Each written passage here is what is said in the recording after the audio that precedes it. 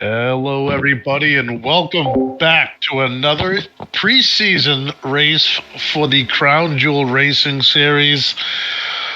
This is going to be a lot of fun. No points involved. It's just going to be who can run fastest. Let's have some fun, beat each other up.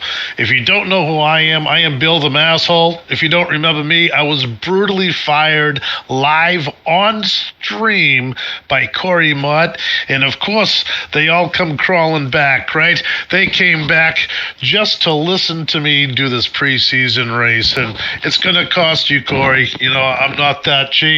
But look who's out there. Mr. Hayden Higginbotham, and I can guarantee you he's not that good looking in person, folks. Xander Short, he's another one. He's, these guys with their catfishing with some of these profile pictures. Bristol, Virginia native. He was very fast last year. I expect to hear him fast again this year. There's quite a few new drivers coming to this season.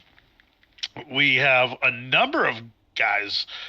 We have my old partner, number 20, Austin Runkle. He's going to be in this series running for the Rookie of the Year championship.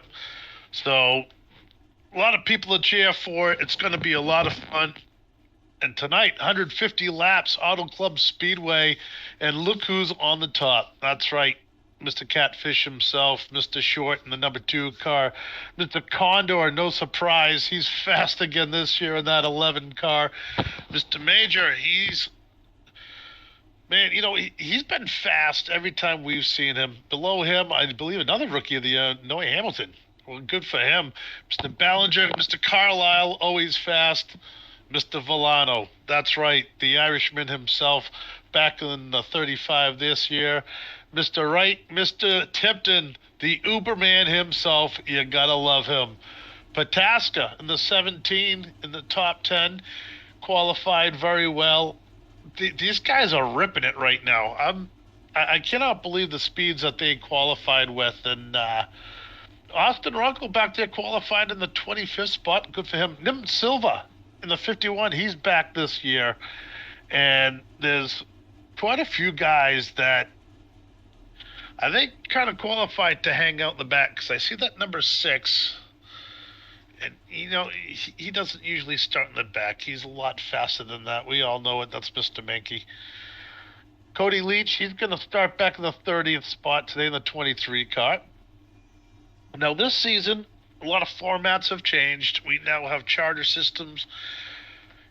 People own these cars now. So the teams mean more, the points mean more. It's going to be a lot of fun.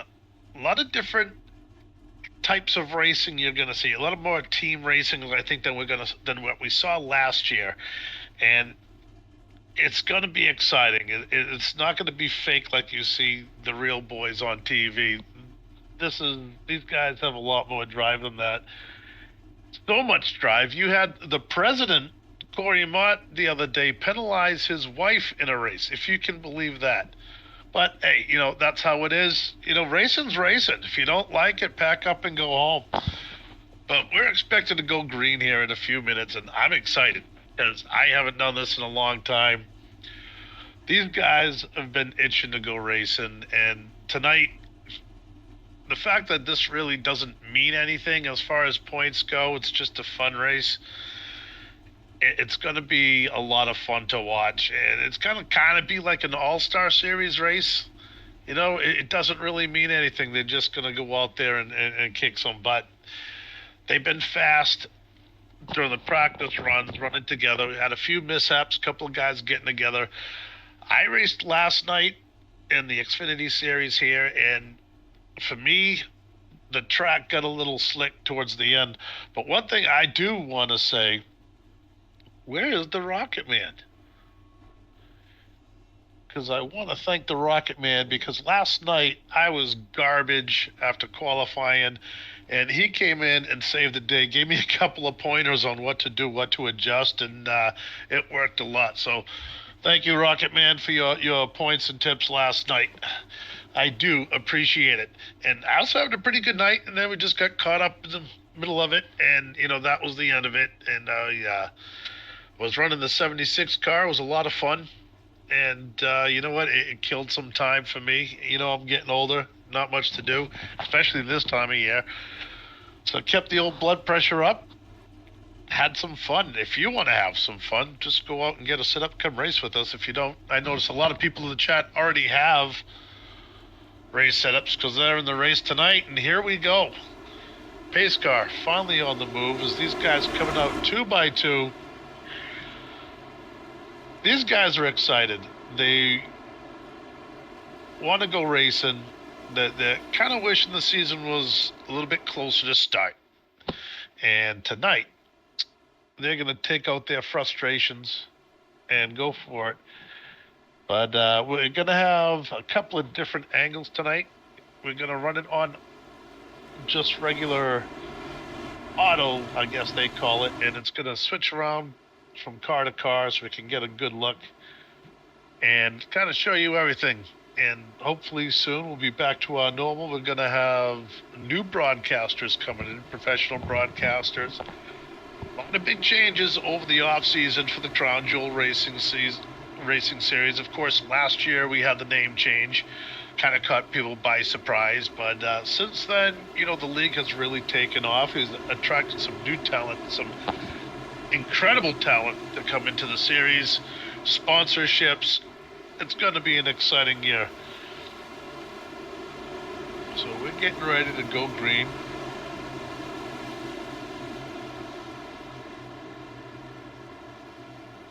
Coming off one more pace lap.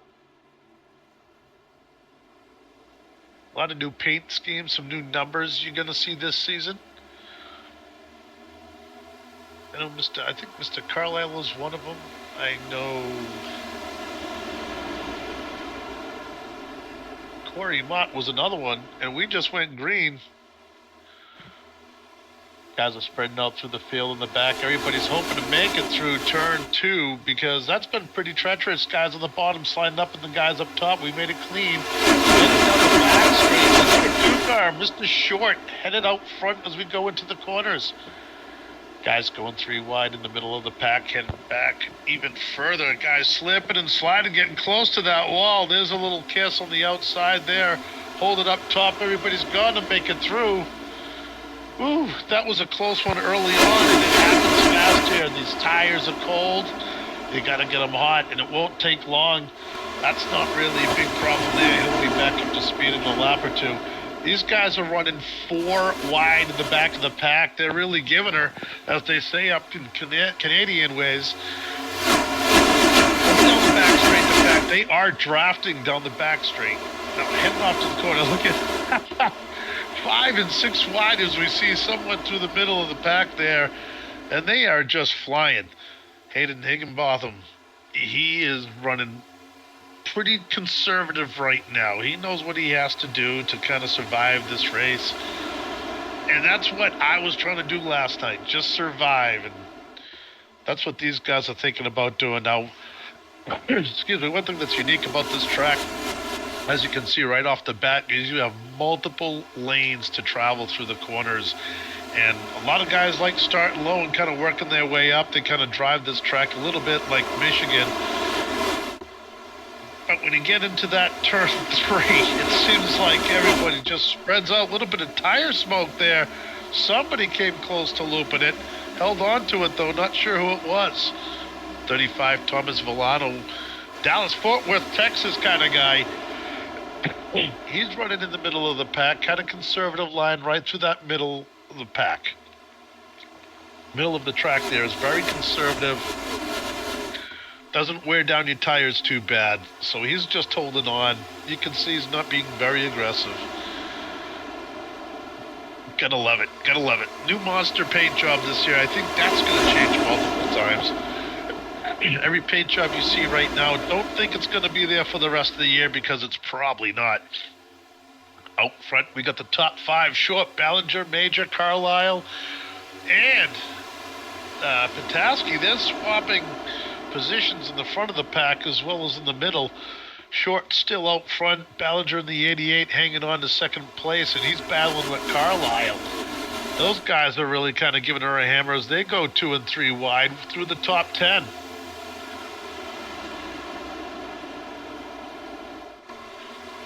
You can really see the 2 different lanes that most of these guys are using. It's kind of a high and low coming through 3 and 4.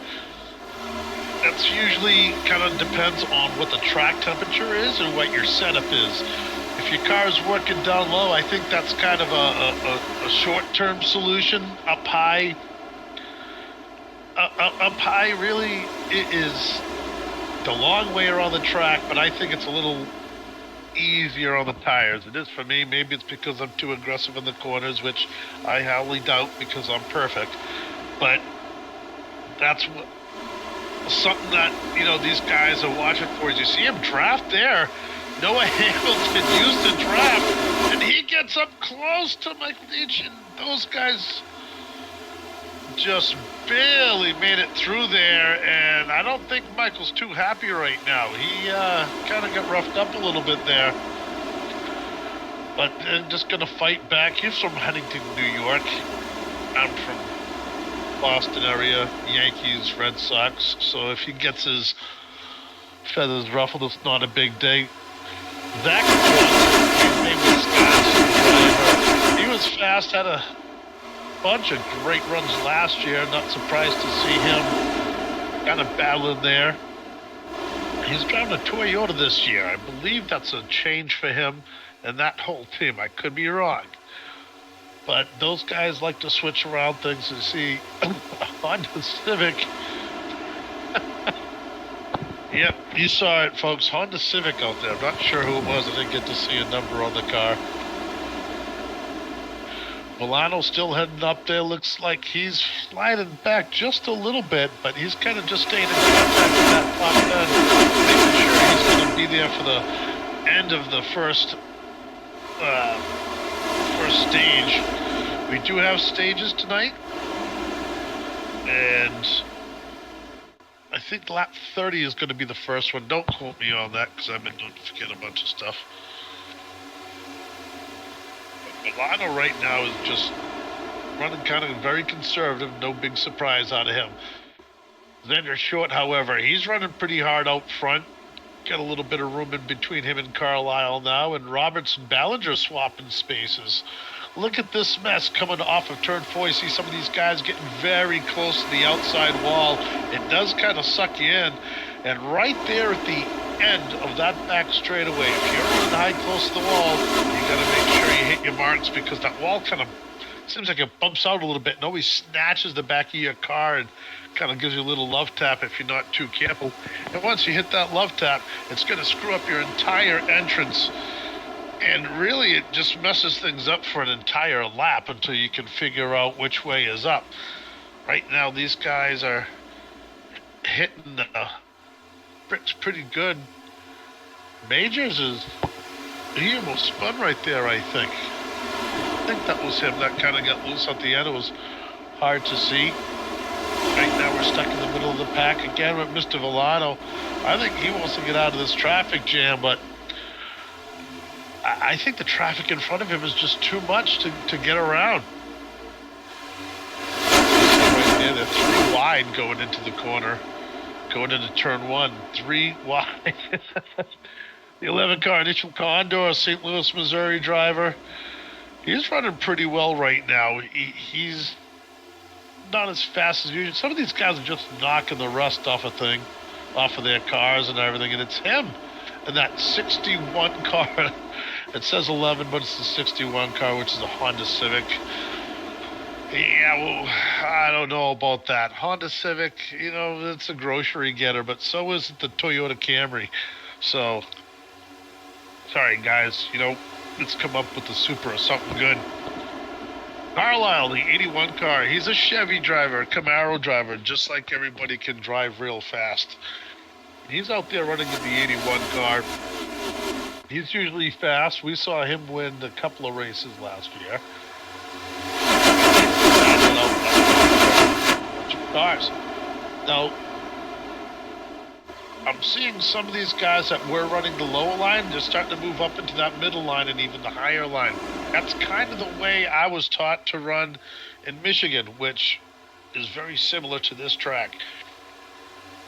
But some of the things we've seen so far is just guys just trying to find traction no matter where they can go. I'm already seeing a bunch of cars out right now. Not quite sure what that's about. I didn't see any crashes. I'm seeing Leach, Campbell, Lim Silva, Bennett, Corey Mott, Spalding. I hope not.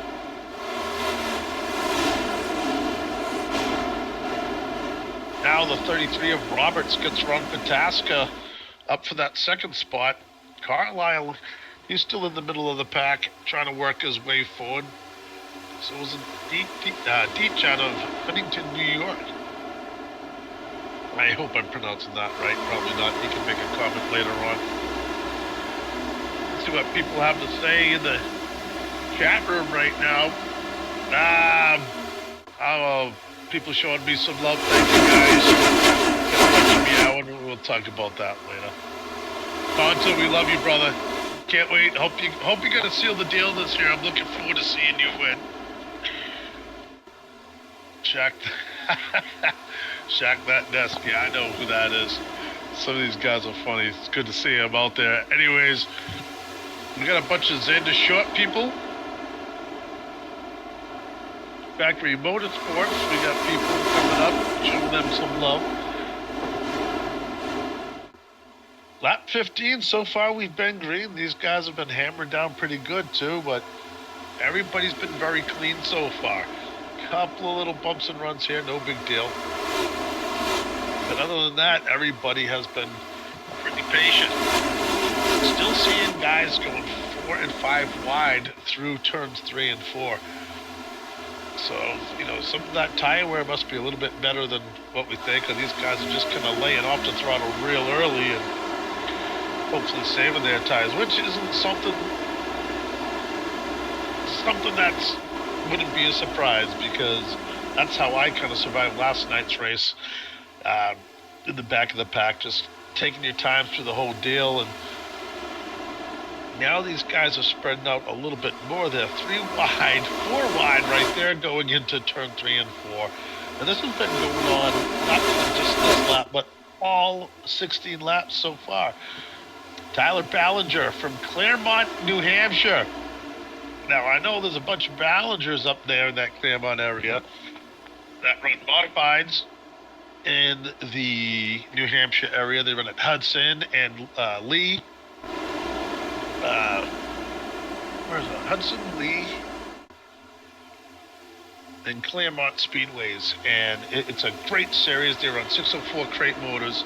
I love watching those guys. So I'll be up in the Claremont area later on this summer watching. And I believe they also run late models. Big family name up there in Ballinger. So we're going to have to find out later on about that. But Claremont, New Hampshire, they have a great little speedway up there. Kind of odd shaped, but a lot of fun. I was up there this summer racing with the Pro 4 Modified series. So check them out on YouTube. They're all over YouTube, and they got a great little union up there, kind of with a bunch of different tracks, Claremont, Lee, and Hudson, and they kind of share the series, and they've worked really hard, especially at Hudson Speedway. Back when I was up there racing, there was no back straight wall, and if you went off the back straight, you kind of went down a real steep hill into a pond. So somebody has redone that, and it's really a beautiful track right now. So if you're ever in the New Hampshire area, check out those areas. Up front right now, the 33 still hanging there in second spot. 17 and third, Majors back there in the fourth, and Joe Wright, 37 there, fifth car. The Krispy Kreme car, good to see that this year. Whoa, we almost just had a little bit of a bumper right there. We have 5 guys trying to enter the same area at the same time, the same lane, at the same speed. It doesn't usually work out. Coming out the back straightaway, after back straightaway through the turns and coming now down the front straightaway. Bunch of guys heading up real close to that upper wall. Kind of just a tire saving thing, and it helps you set up turning into turn 1 if you're up higher to that wall. Some of these guys like riding that rimmer on the top, and as long as you've got the nerve to get close, it works out for you. But now you're seeing these guys bump drafting down the back straightaway. So guys are starting to get on it, getting a little bit closer to the end of the stage. These guys are looking for pit stops coming up, and now they're going to start shuffling around a little bit to get up. And even though we're not paying points, there's still, it's kind of like a pride thing. They got to get up there, and it's almost like we tease them with points. So they're going to fight there. Look at that 3 wide right there. The Krispy Kreme car is sandwiched in the middle there, and they come down the back. Number 2 car is flying. They've been very consistent, and Roberts really hasn't gotten much closer than that. But if you look, the top 5 are within a second of each other, and the speeds of these guys, what they're running, is very close to each other. A lot of the setups are different compared to what driver each driver has a different setups, but these guys are running the same speeds almost identically. And then you get the guys further on in the back that they're still there, but they're just rushing as hard as could be. And I don't know if it's a computer thing or what, but now I'm starting to see a bunch of guys coming back into the race that they said were out earlier. So I'm just going to call it that. Doesn't matter. It's a test night. We're just having a good time. Lap 22 of 150 down in the books now, and it's still short battling with Roberts, but Roberts has taken over that spot, that number 1 spot, and he's now in control of this race. And they're swapping back and forth now. Now I've got Short back in the front, and now the Honda comes up and gives Joe Wright a little kiss on the side door. Looks like the number 2 car is taken back over from Pataska. He goes to low line. Pataska looks like he went high, so he's going to have the momentum on the upper lane. But it looks like Short's got the speed to the bottom, and if you can get through the bottom that fast, and the other guy goes up top, you've got a fast car and a very good handling car. Not something I could do last night. My car went away pretty quick. Not that I abused my tires at all, because again, I don't do that stuff. But the track was a lot slicker than it seemed to me, and I know later on when it got cooler, there was a much better grip, but by that time it was a little bit too late for me. But anyways, up front, Condor is still giving her. And if you look at the top 5, top 6 now, top 7 cars are all within the second of each other. That's how close these guys are running. Last year we saw a lot of lane swapping, saw guys going back and forth like this.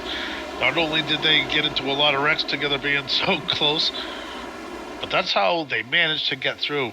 When you run with the same guys every week, you're going to get faster together. You're going to work harder. Pride starts kicking in. You're going to start taking a little more chances to beat that guy out in front of you. And sometimes it works, sometimes it doesn't. But right now, everything seems to be working. 25 green flag laps, 26 now. It's not what happened last night. I think by this time we already had 5 or 6 cautions. So these guys running a little bit smoother than we were last night. You see Short still up front on. He's battling with the 17 and Pataska. Pataska has been just pushing it as hard as he can, and those guys are swapping. It's going to be close to see who's going to cross that line together. But if you look even further back, that's 4 wide right there with Carlisle on the bottom. So a little bit of tire smoke, not sure who that was. And look at these guys battling here. Condor dives to the inside. He's going to get that position. He's still battling. Steve Banky, where is he? The number 6 car. No paint job yet. He's just looking stylish, all dressed in black in that number 6 car. Heading down the back straight away. He's got a little bunch of cars in front of him. I thought I saw some tire smoke in front of him. Everything looks okay right now. We're still green, so everything must be good. Short has now regained the lead from Pataska. Him and Pataska can't figure out who's going to lead what.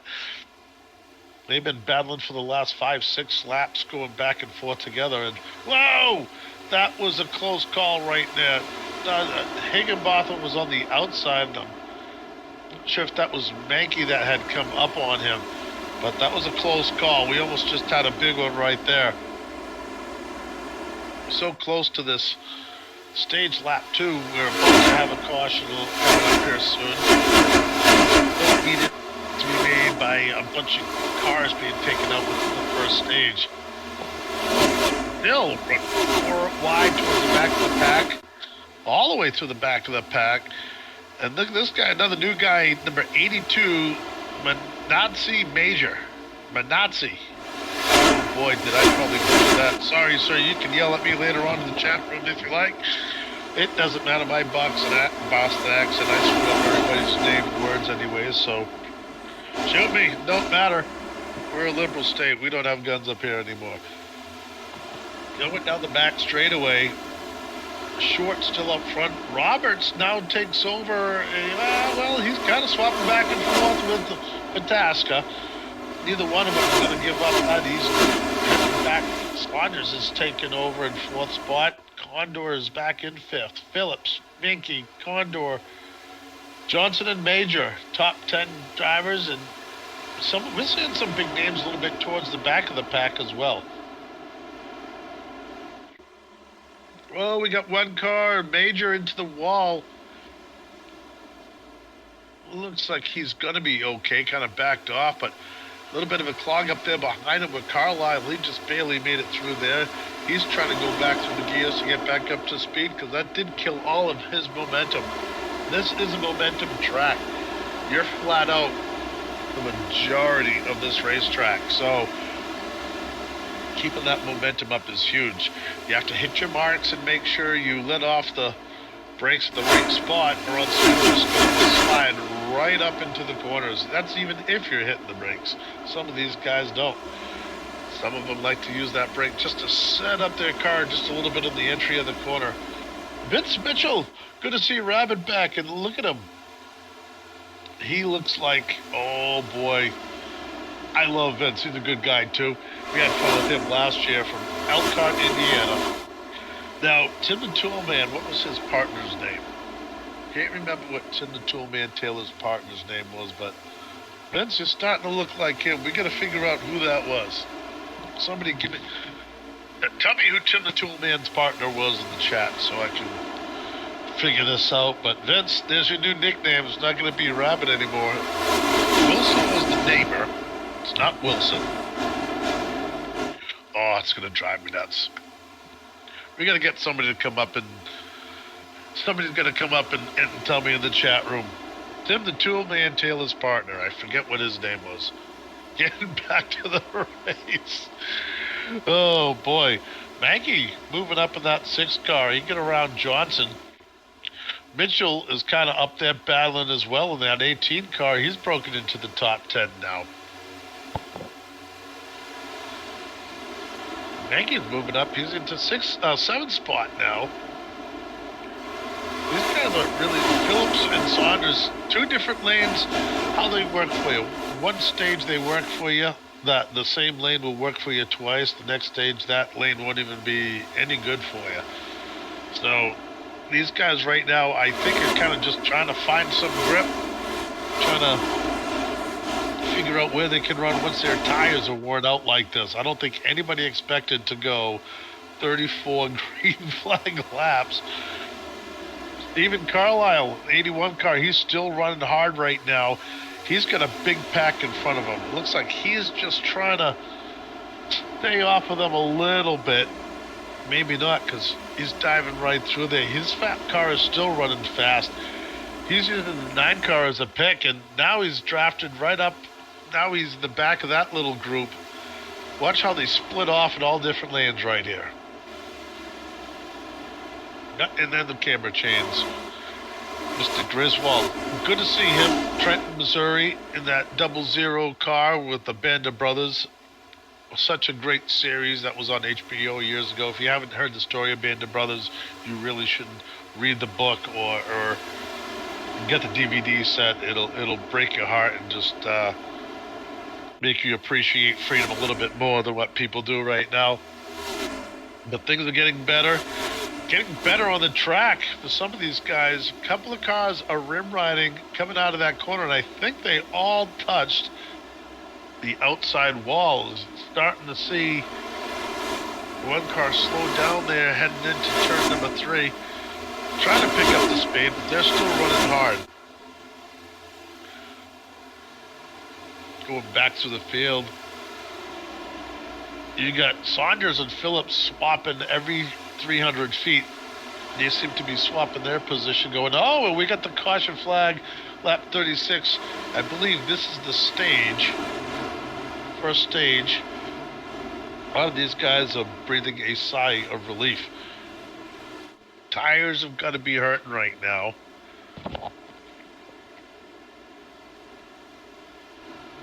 These guys are already making the adjustments that they need for when they come to the pits. They'll type it right into the computer. The computer will get it ready, so as soon as they get to the car, all the adjustments are made. Head out back on the track, and hopefully the car will be better than what it was before.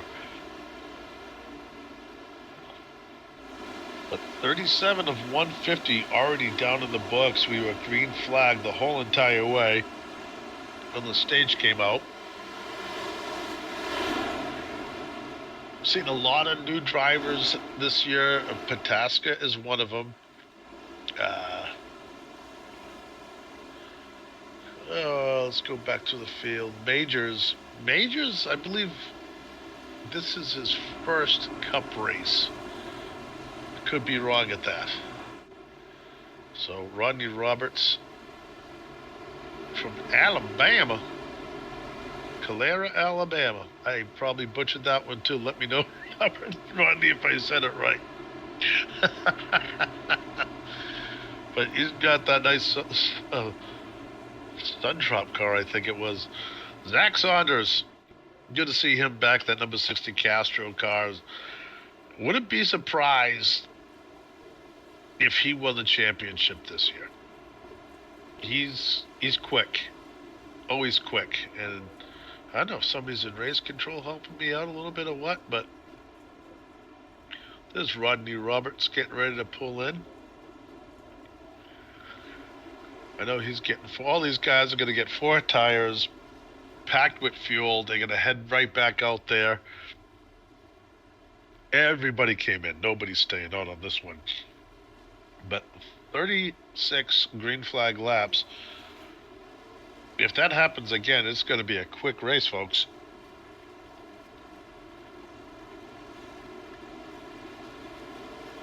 Guys are already battling out, coming through the pits.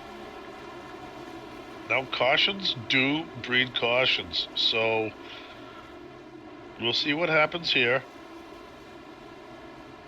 Tim, the man sidekick. Al Borland. I knew I'd find it. Al Borland. That's who Rabbit looks like this year. Al Borland's got the little goatee and everything. Clark W. Griswold, however, he looks as serious as a heart attack. There he is. The Uberman. We miss him. Mr. Condor, he's back. That kid is always fast. It doesn't matter what series he runs in, he's extremely fast. Zach Johnson's another one who's always extremely fast. These guys have won a few races this over last season, and they're coming back hardcore this year again. You see these guys hitting that choose cone. I got hit off with a penalty last night with the choose cone. I was in second place, got sent to the back of the field by the mighty mustache. Even though I was guilty, could have, just a preseason race, could have cut me a break. But, what do you expect from a guy that penalizes his wife in a race? Unbelievable. Unbelievable. But he's probably going to fire me again this year. Steve Maggie, the number 6 car. He's been strong. Kind of hanging out there right now. He's in a 6th spot. He likes to slowly work his way forward. Now he has new tires. He's made some adjustment. He knows what he has for a car. So he's going to go after the top 5 guys here. And that's one thing. Everybody knows what they have for a car now. They just made adjustments for their car for this next stage. But as this next stage goes on, it's going to be getting darker. The track is going to cool off. Things are going to change. So they have to kind of race the track as well as race each other. And that's kind of like another whole big story amongst trying to keep your car from getting damaged and worrying about what you're going to do. Some of these guys do have spotters that do take care of that for them. And it's a big help. I know when I have a spotter, it helps me a lot. Going back green again, Short gets a pretty good jump, but that Tasca, that 17 car, still kind of trying to hang in there. He's just battling back and forth with the 97 car and Connor. Those guys are battling. Now it's not even worth trying to keep up with them. They're swapping so many times. The 2 car, seeing those guys running side by side, he's kind of bolted out a little bit and kind of has a nice little cushion for himself. We're getting ready to come back and complete lap 41 already. Third of the race is done. Will be done very shortly, only 10 laps. Well, we got 2 cars there getting really close together. I didn't get to see who that was. Still battling 3 and 4 wide. We have a caution. Second caution of the race. Not sure what happened here. Nathan Campbell. Gotta thank Nathan for setting me up to get all of this broadcasting stuff done so we could have a little bit of a broadcast tonight. He's from California. Hopefully he's not affected by everything going on out there. There he is. Vince Mitchell. Al Borland. Here's your nickname for the year, buddy. Elkhart, Indiana. Gotta love it. Al Borland, Vince Mitchell. Gotta get rid of that rabbit and just put Al. Zach Johnson, the 45 car. A lot of these guys from the Midwest, can you imagine? I know, well, I'm up here in New England and it's cold as hell. I cannot imagine Green Bay, Wisconsin right now. The only thing it would be good for out there is ice fishing. But even that is too cold, I think, right now with some of the temperatures that they've had. Unfortunately, folks, for this race, we're not going to have the opportunity to pull drivers up inside the booth to chat with them. Everybody's teams are locked right now, and you can't really pull them up. So, not a big deal. It's a lot of these guys just trying to talk to each other, the teams, and just kind of work together and figure things out. And I just realized that Nathan Campbell is sporting the clerk's rap. Gotta love it. Absolutely love it.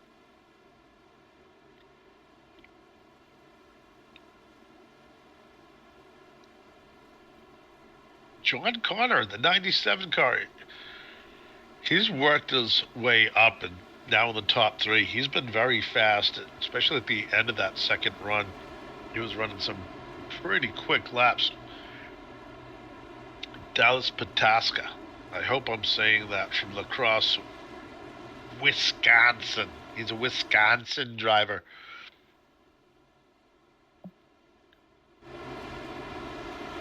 Major's Garage, which is funny because where I work is right next to a Major's Garage, but it is not the same. And I can assure you that that is neither here nor there. We're getting ready to complete the 44th lap. Second caution. I wish kind of knew what happened. I wish we had the ability to go back and check, but unfortunately we do not. You don't want to see the preseason crashes anyways. There's 18 people listening. Probably 17 of them are in the race.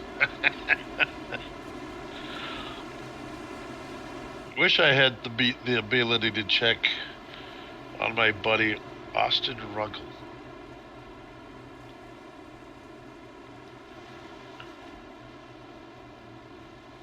Where is Austin?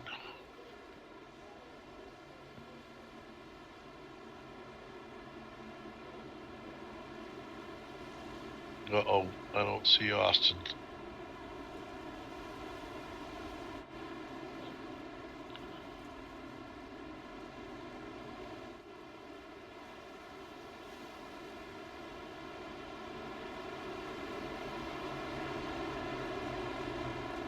Oh, it's showing Austin out. Back in 33rd spot. I hope not.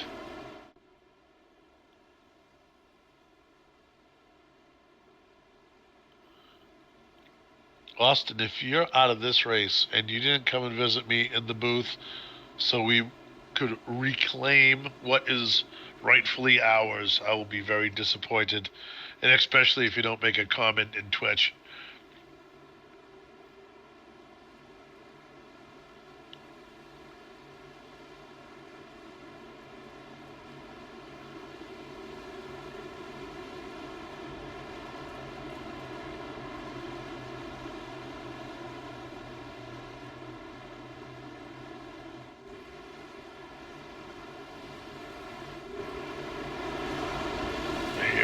Getting ready, side by side, getting ready to go green one more time here. Couple of new guys. We got Connor on the outside next to Short, so we're going to see who gets the better start right here. This is a big restart.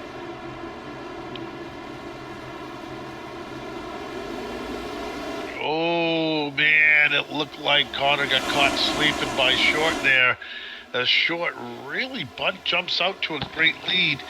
Those guys are still left side by side, which is exactly what he wants to see. And there he is, the mighty mullet, Corey Mott. He's charging through new number this year. Zach Johnson flying through with that 45 car. And behind him is the 00, Mr. Griswold. Wow, that was 5. Was that 4 or 5 wide again in the middle of the pack going into turn number 3? The 81 car, no. Steve Carlisle brushes the wall on the outside. Another car blinking there. The 98 car. Nicholson. Unfortunately, he was blinking. Hopefully he can get that straightened out before there's a problem. Where him out there in the 54. He's charging through the field, battling that 00 car on the outside. Now, if you ask me, he has the advantage. There it is. You see the 54 falling in behind the 00. That outside lane always seems to have more of the momentum. I don't know if it's like a side drafting thing in the wall or just coming off the high of the corner. Always seem to be faster lane on the outside coming down the back straight. Front straight's a little bit different. Front straight, we have that nice big little curve where you can arc it right into turns 1 and 2. And you see one car there way up high, rim riding it all the way around. See how close people get to that outside wall. And you see, wow, one car back way low. Heading off into turn 3. They're going to be 3 wide for the lead right there.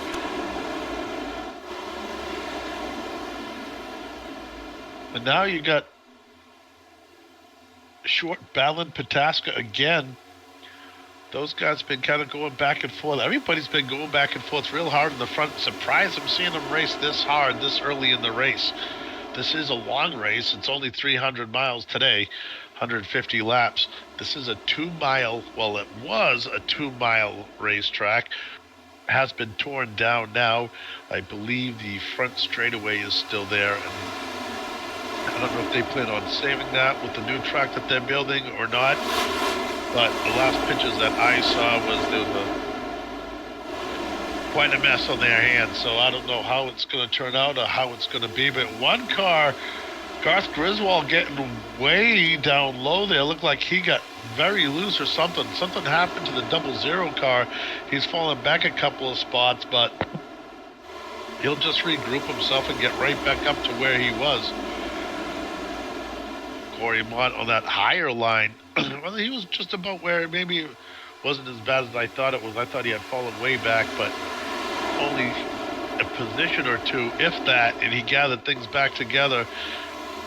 See right there, 3 different lanes going into turn number 3. You've got the Honda on the outside, Mott in the middle, and Griswold now with all that momentum coming through the corner. He pulls up in front of both of them, forces Corey Mott to go down, and Mott loses his momentum, and both of those cars are going to get past the 54 going into the corner.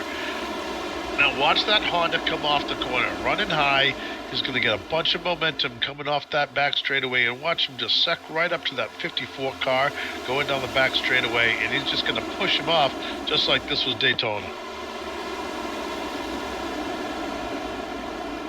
Up front, you got John Connor in the 97. He's battling back in A spot, trying to find his way forward. Phillips got behind him. Pataska fell back a few. And now you got Mitchell in the 18 car. He's battling Saunders. And we got Mankey. Suddenly, he's in the lead. Where did he come from?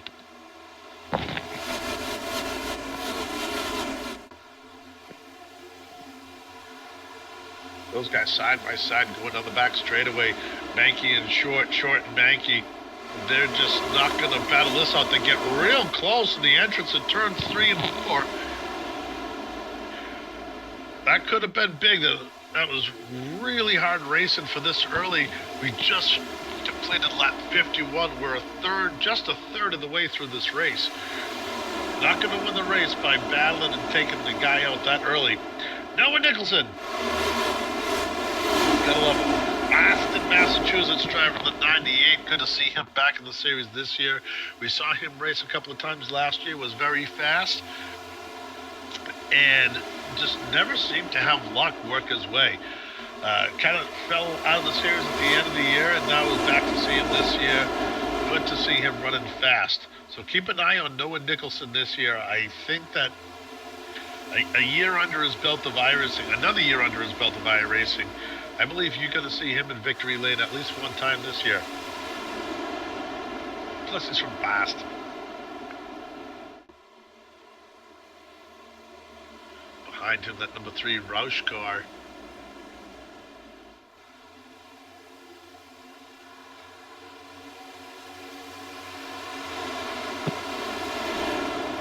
Corey Mott now gets around the 97 car to take over A spot. In front of him is Pataska, Phillips, Saunders, and Roberts now. Saunders and Roberts going back and forth. Oh, the 5 car goes up of Phillips and smashes that outside wall. You see everybody kind of diving around, and that momentum just was killed when he kissed that wall, and now he's just slowing down, but he's gathering it back up. It's going to take a lap or two to get his momentum and his nerves going again. Once that happens to you once, you think it's going to happen to you every single lap. So you go slower and slower, and you just got to live with it. And it happens always in the beginning of a stage where you can't come in for the pits, and you sweat it the whole entire stage. But he's back up to speed. He's doing better and faster. And right now, Noah Nicholson is getting faster every lap as well. Up front, we've got Mankey. The only guy that's really been able to stay out in front was Xander Short. So that 2 car, I don't know if it's struggling a little bit, or maybe he's just letting Mankey out front and run. The 94 car, Thomas Wolfe, another guy who was very fast last year. Very fast. Always would have get into a mix-up before he could close the deal. Richmond, Virginia driver. Richmond, Virginia is actually the home of my favorite golfer, a guy by the name of Fat Perez, Nicholas Stubbe. If you don't know who Fat Perez is, look him up. He's funny as hell. You'll love him. Corey Mott, the mighty mustache, right there in the 54 car. He's kind of digging that higher lane, but not all the way up through the corners as most people. Corey is a saver. Always, he taught me how to drive this type of track. Just kind of start low and work your way up high. He's saving his car. He knows that there is a ton of race to go, and he just wants to stay around, just hang out, and just wait for the end of this race, and then he's going to be battling up for the win. That's what usually happens. And there was a couple of races last year that he won back-to-back. So he's always fast, he's always patient, and you see it already working forward. He's up to 7th now. Number 69, the Uberman. He's running almost the same lane as Corey Mott, and he's just kind of picking his way. We saw him almost win a race last year. So close. He had a couple of top 3 finishes last year. One of the nicest guys in the series. Ben Lawson from Lawrence, Kansas, running that 3 car. He ran the last cup race we had here, and I'm not sure how fast he was, but he was fast in previous races that we've seen him in. And right now, he's kind of surviving in the middle of the pack with a lot of these guys. Carlisle's doing the same thing. As you see the 98 car going to him. A lot of these people are just kind of settling, these drivers are just settling into their groove, settling into their rhythm. And now, all of a sudden, we have another caution. 3rd caution of the race.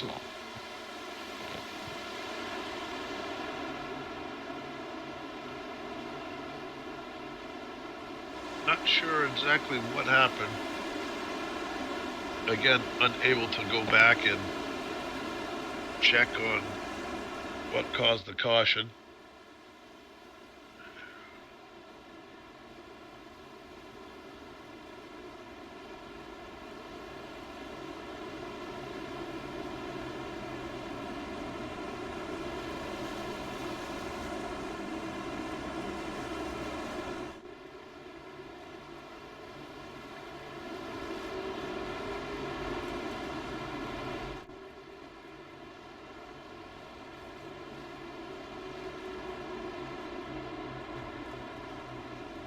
Coming into lap 60, I don't think any of these guys are going to come in and make adjustments to their cars.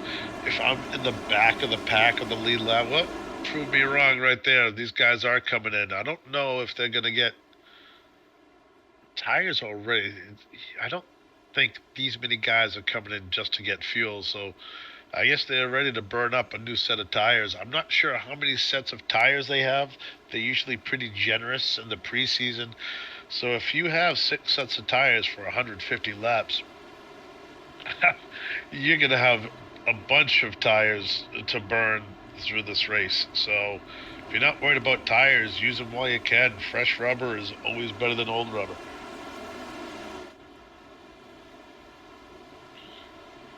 Now after lap 60, we have the 5 car, Mr. Phillips, in the front of the field. Followed by the 97 of Mr. Connor. Campbell, Wright, Higginbotham. He's back up in the 5th spot right now in that number 9 car. Ballinger in the 88. Hamilton. Ballinger, I believe it was him last night in the 88 car. Got caught up in the same wreck that I got caught up in. And as he was spinning down the back straightaway, absolutely was clobbered by another car and sent both of them flipping. It was a big time wreck. Thank God it was only iRacing. John Connor out in front, running in second spot. Phillips was kind of hanging around in that top 10 for a while, just waiting to get out in front, and it didn't seem like anybody was going to pass Xander Short. He was just absolutely flying for the first 50 laps, and I don't know if he just felt like, running further back, if he had a bad pit stop or what happened, but all of a sudden he's kind of stuck in the back, and not in the back, but a lot further away from first place than what he was. So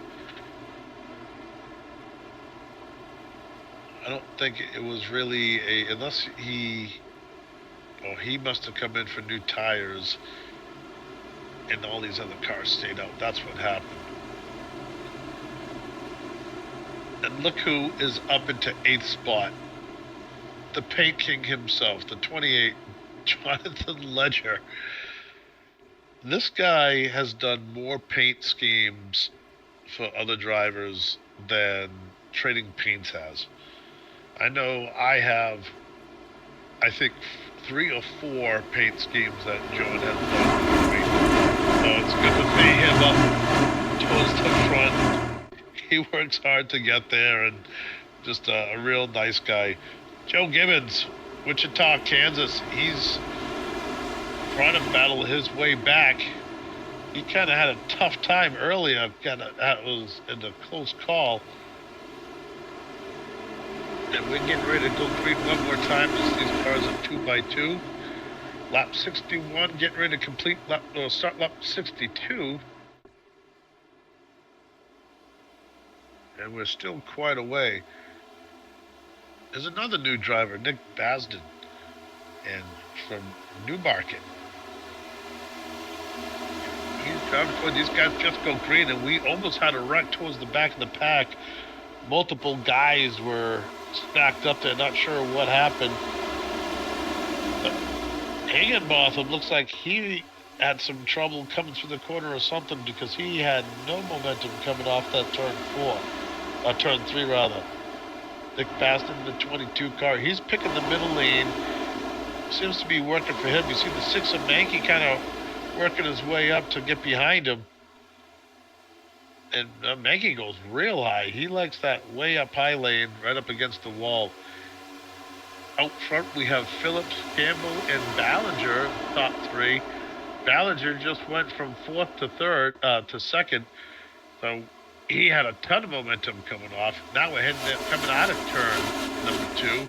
These guys are still 4 and 5 wide coming through. You can see some guys are way down low. Some guys are all the way to the top. The number 9 and 6, they're trying to get by the 22 car. But it seems like to be a big traffic jam right there. Oh, we got a lot of tire smoke right there. We had one car. I don't know if that was Joe Wright or not. Got a little bit squirrely. Not sure who it was. Got real squirrely coming off the corner there. So maybe tire temperatures are still working its way up, and just still a little bit slick.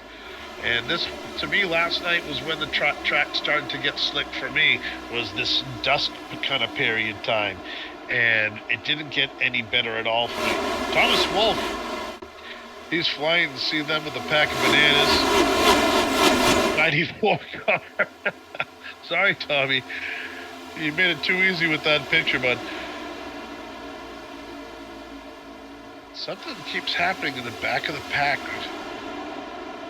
I don't know if we got a couple of cars having a beef together, or if it's just guys having issues coming off in turn number 4. But it seems as if I'm seeing tire smoke and then somebody going way, way low. We'll see what happens there. Noah Hamilton in that number 1 car. He's battling hard. He's back in the top, in the 10th position right now. And he's usually not there. He likes to work his way forward in every other series. Noah is one of the newest. He's going to be in the Rookie of the Year race this year, along with a few others. So Nim Silva being one of them. I know Austin Runkle. So Noah will be another. I think he's 3 of 8 or 9 rookie drivers this year.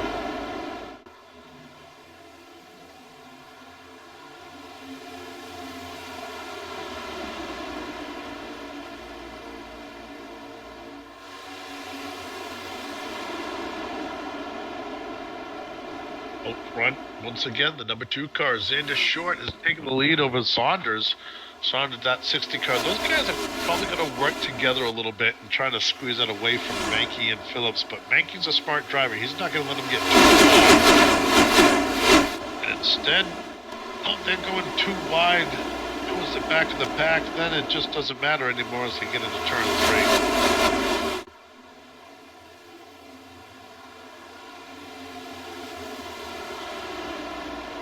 Tyler Ballinger, Claremont, New Hampshire, here to win. He's running hard, and that is such a great paint scheme, by the way. The Dale Jarrett used to run that for a while, and brings back memories from way back in the early 2000s and the late 90s. I hate to even date myself to go back. Nathan Campbell starting to work his way forward in that 16 car. He's had kind of, I don't know if he's got a car problem, but he's had some issues struggling off the corner. He's been a little bit loose, it looks like. I think a lot of these cars are running really loose right now, especially with the sun kind of dropping a little bit. Then you got to worry about the issue of glare, especially coming off the corner, heading down the back straightaway. How much that sun is hitting you in the eyes, and it doesn't matter. Doesn't matter what kind of monitor it is. You're going down the back straightaway, it hits you in the face just as hard as it would in real life. So it's not that easy running into the sun like that. See that 88 car, the Toyota Camry, trying to catch the 5. And Phillips has been getting faster as well. So that group right there, from Phillips down to Carlisle, their speeds have been getting better. I think those guys are set up to run cars that they're better. These guys here doing whoop-de-doos down the back straightaway, trying to get away from each other and break that draft. It's only lap 70. I think it's a little bit early for that. Mankey and Short still battling hard for that top spot coming across for lap 70. And it's going to be Mankey on that one who takes lap 70 over Mr. Short. And another caution has come out, the 4th caution of the night.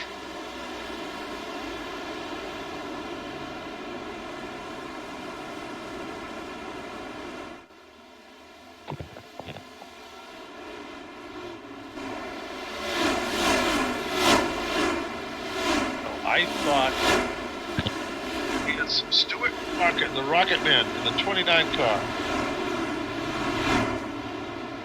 Where is he? Where's the 29 car?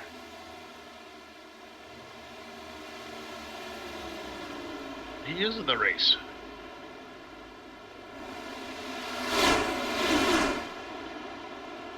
I was wondering where he was. Now, Stewart is another driver who's very fast, British Columbia driver.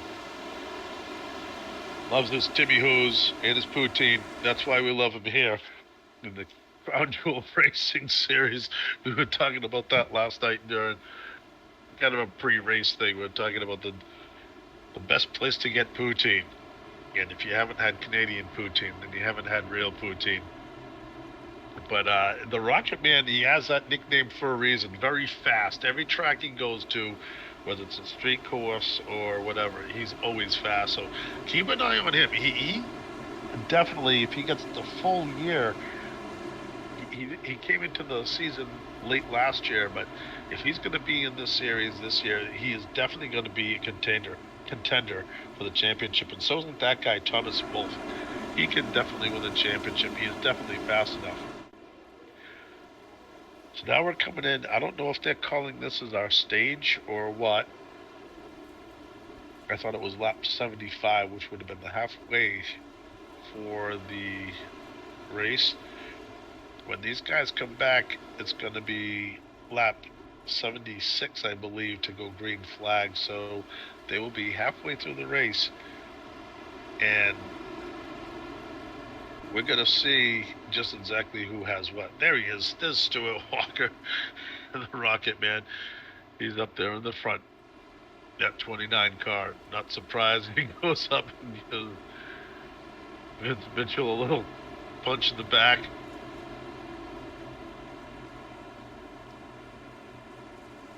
Is Al Borland, the 18 car. It's a good thing he's an Al car. He'll probably want to smack me in the head later on. I think that might be a new nickname. Sorry, Rabbit. You told me that Rabbit really wasn't a great nickname. You told me it didn't have a good story behind it. So maybe this is a change. Maybe this will be a good change for Vince Mitchell this year, is giving him a new nickname. I know it's certainly not that Kyle Busch paint job, but that's neither here nor there. He's out front, so I shouldn't be saying anything. Behind him is Pataska, who has been out front all night long, running very fast. Now you have Walker out there in the 29 car, Tipton up there.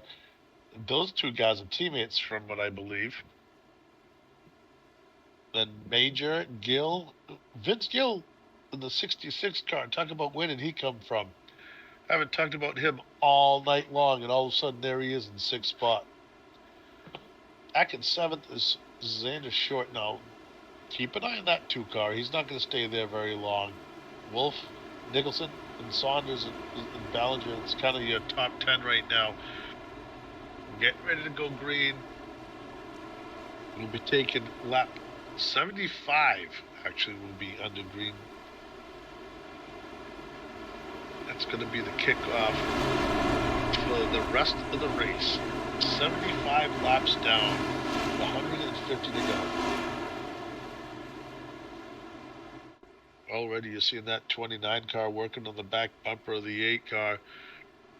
Those guys are trying to work on their timing right now, trying to figure out when is the best time to go, because what they want to do is they want to leave that 17 car and that 66 car in the dust.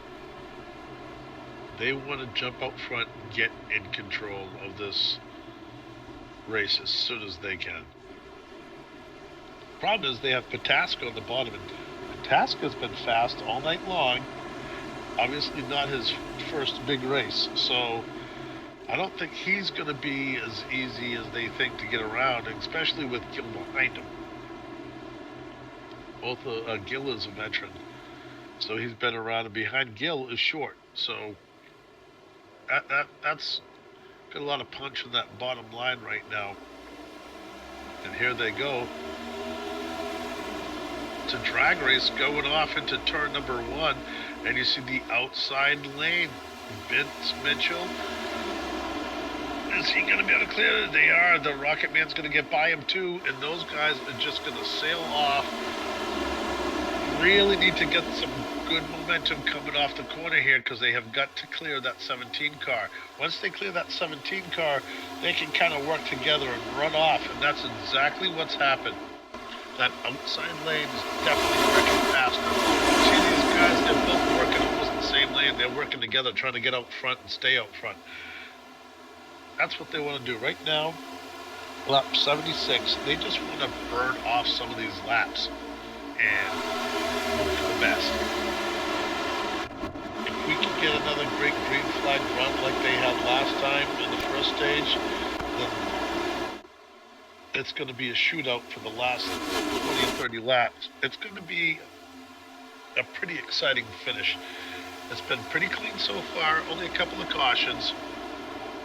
And the cream is starting to rise to the crop a little bit. But we've seen a lot of guys hanging tough as well. So, a lot of new faces in the front. And look who's there in that 6th spot in the 23 car, Mr. Cody Leach, who's fought his way forward as well. Him and Saunders fighting back and forth. Pataska has fallen back. Oh, there it is. Big old kerfluffle for our fifth caution. We saw one guy on the outside there. Not sure who that was. You actually get to see some crash in action.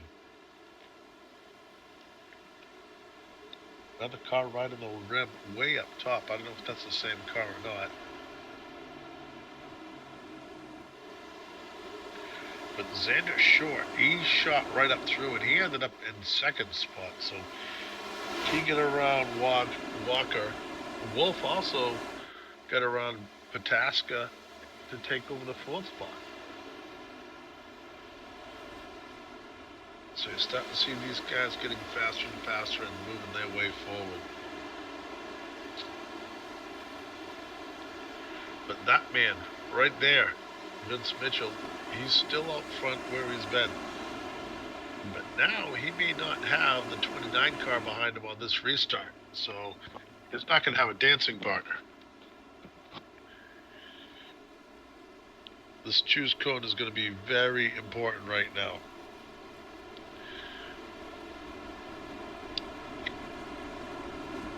As you see, Short and Mitchell kind of playing around a little bit.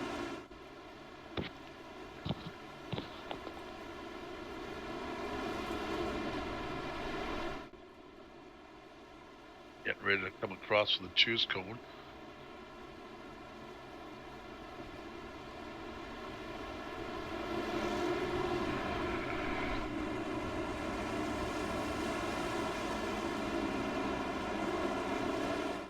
See who go. Oh, no, one more lap for the choose cone. It's important to get a good starting positioning, especially if you have teammates around or friends you like to run with.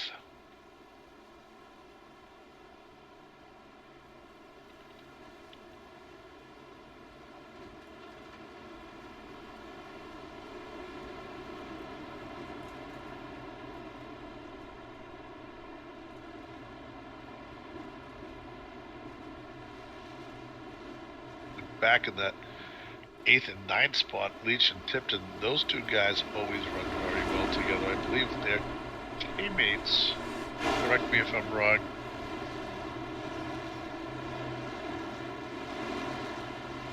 No, maybe they're not. I can't remember. Maybe that was last year. See one car getting the lucky pass, the lucky dog going around the Mustang.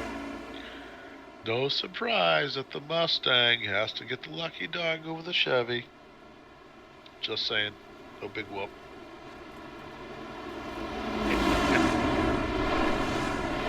I would like to know what happened to my buddy Austin Runkle. Anybody in the chat? Anybody know what happened to Austin Runkle? Please let me know.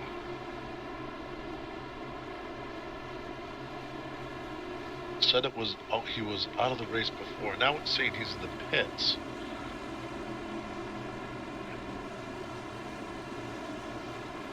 Can't find him anywhere in this.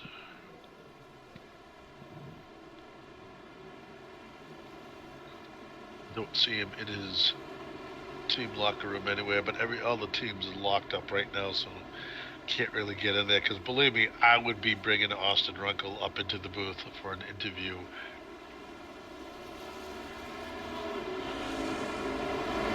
We're getting ready to come to the.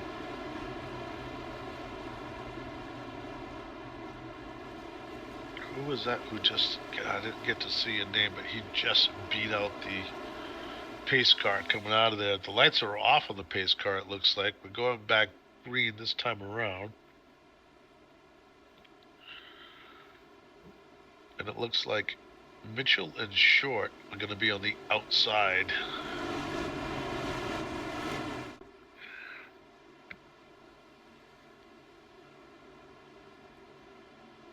And it's going to be Wolfe and Saunders on the inside.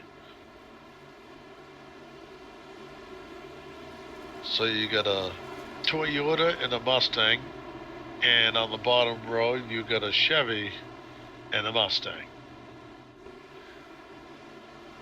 Who can work well together? Who's going to be the best teammate to work with to get off the start. This is going to be interesting to watch with these four guys.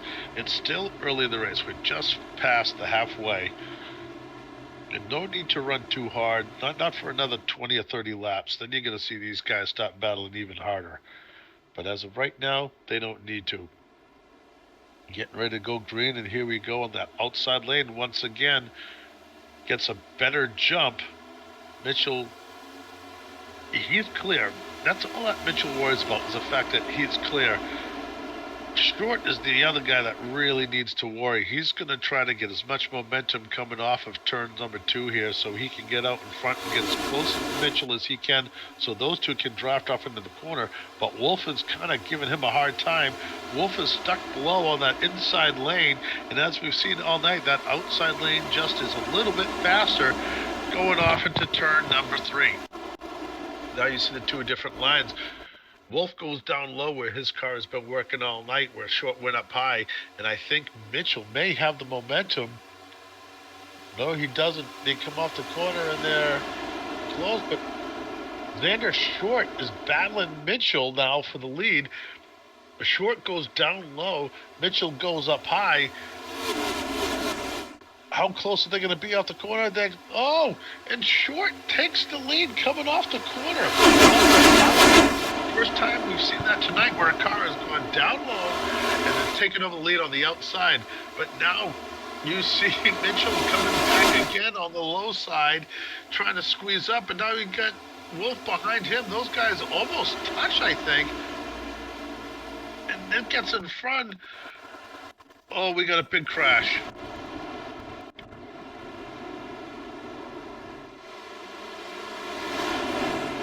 That was towards the front of the field, and I did not get to see who that was.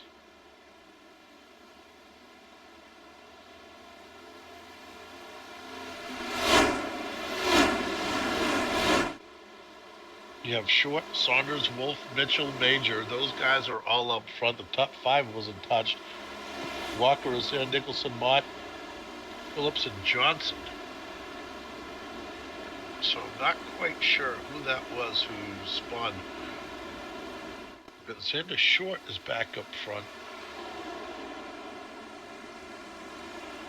And that's all that young man cares about right now.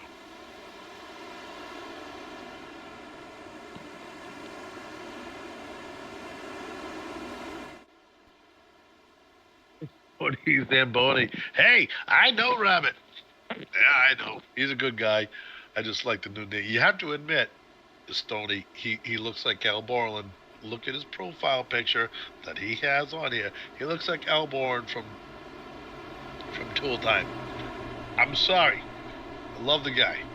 But have you heard the story how he even got the nickname Rabbit? There's nothing exciting about it. I kind of like Al Borland. Maybe we're gonna run it. We'll see what happens. We'll throw it out there to see what happens. But the only guy right now that doesn't care about a nickname is him, Xander Short. Bristol, Virginia. He's up there rubbing the Biden-Harris sticker off the back of the pace car on the front of the track there.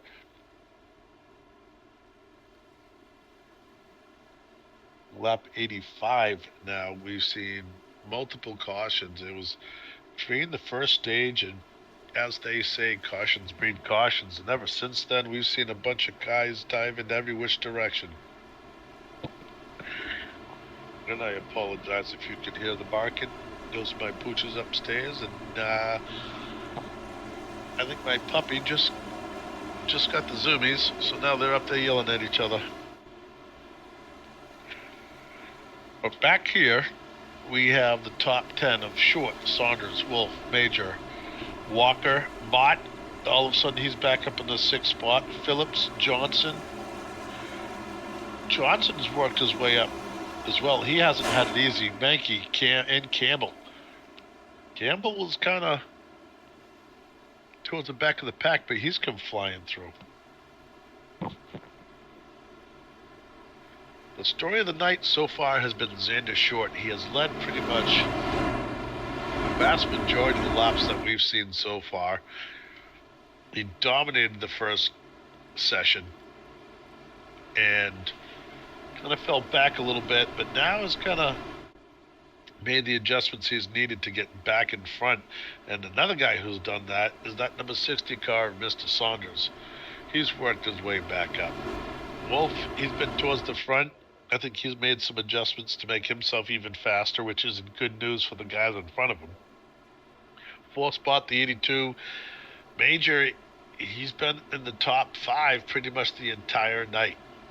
And then you have in fifth spot, the 29, Mr. Walker. He kind of hid in the back of the pack for pretty much the first half of the race. Then all of a sudden he showed up here, and his car's in one piece, which is what I can't say for other people, but look for him to be fast. If he's in the top 5 now with 86 laps down, he's going to be in the top 5 with 140 to go. And it's going to be tough for the other guys to get past him. Now, Major is on the outside and Xander Short is on the inside. If he's that confident in his car to get through the corner on the low side, that's not good news for the other people. Well, what's going on here? Why is he going down so low? Uh-oh, did he get a penalty for something?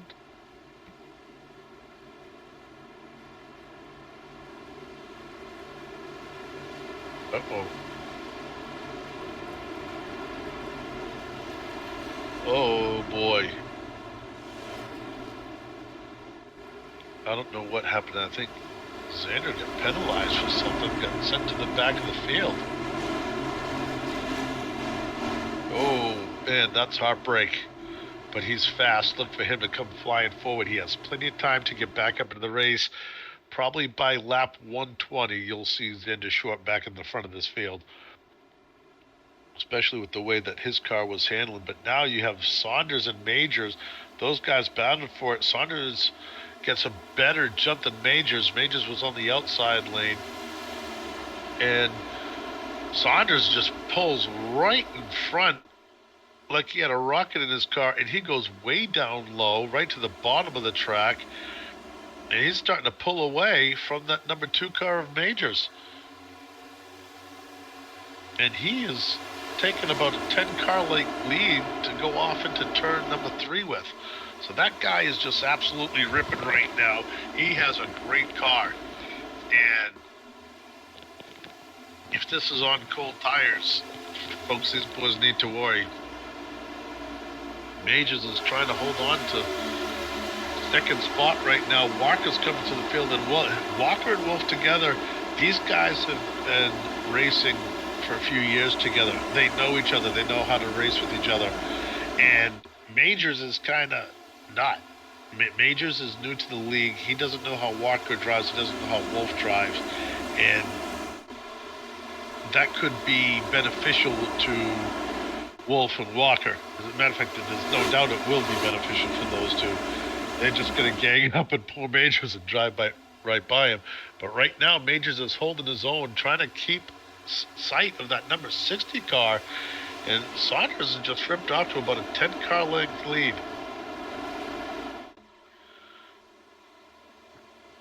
And he is running, again, that low line right through the corner. And he is just carrying that momentum way off into the back straightaway. He has such a great arc turning into turn 1 that he just kind of lets it float, and then he's on the gas early, way down low in that track, flying off. We're getting ready to come to like, 7th caution of the race. Don't know what happened here.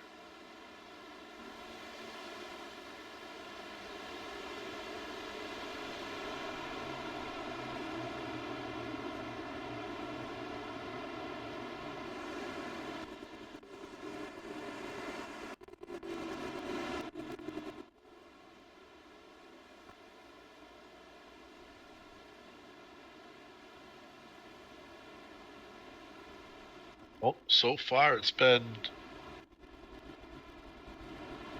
a battle of who can get the best jump on these caution flags, especially since the first stage ended. Right now we're going through some hiccups.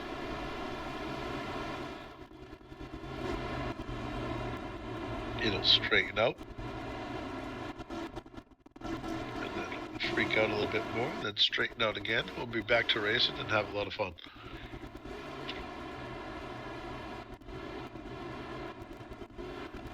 "90 laps down, 60 to go.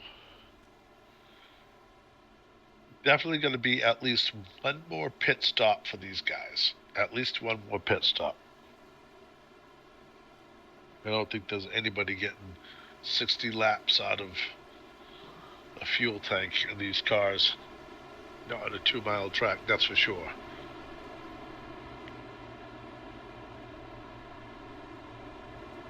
So a lot of these guys have pretty fresh tires. Most of them have been in fairly recently. So they're going to want to survive for at least another 25 laps. 30 laps would be ideal. Then you have fresh tires with 30 laps to go. That would be wonderful. Makes you wonder what that 94 driver's thinking. Thomas Wolfe, nobody knows what his plan is for the rest of this race, except for his teammates. And that's another thing. Having a teammate right now is very important, because if you have a teammate, you can be talking and discussing strategy with your partner and how to make it out. And I just got confirmation that the Paint King is out of the race. Did the Paint King get the announcer's jinx already? First race of the year?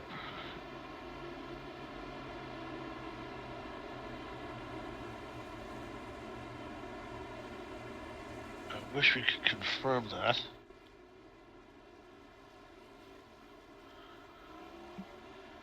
Yeah, I have. Yeah, Jonathan Ledger raced out. That's we were talking about him early in the race, about how well he was doing. We saw him in the top 10. The announcer's curse strikes John Ledger. At least it's in preseason, so hopefully it stays in preseason. He'll be back next race, probably with another crazy paint scheme.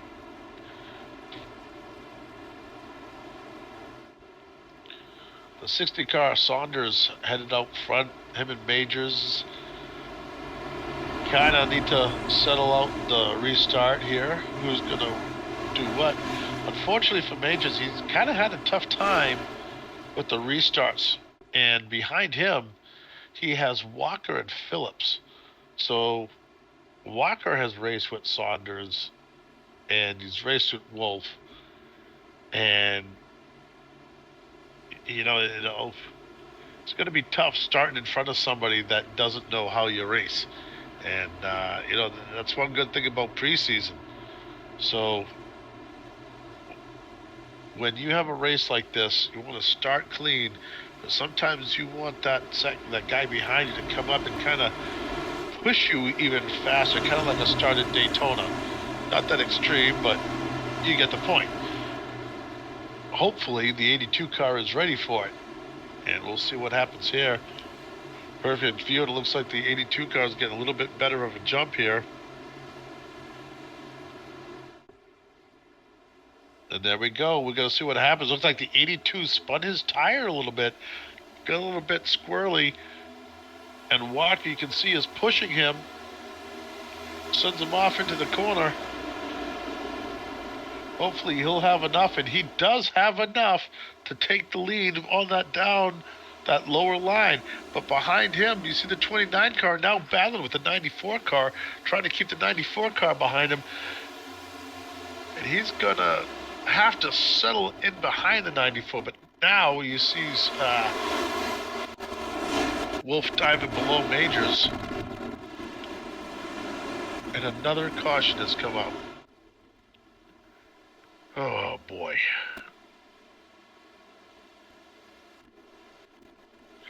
Again, it's frustrating because you can't go and find out what happened.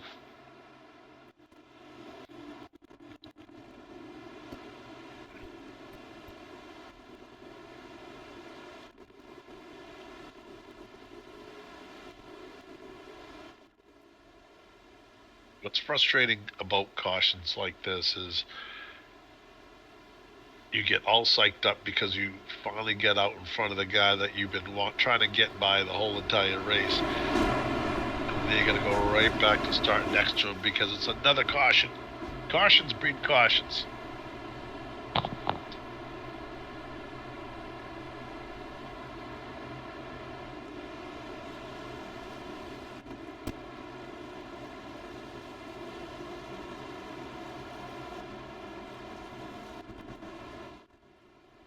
I have been at Roberts Runkle.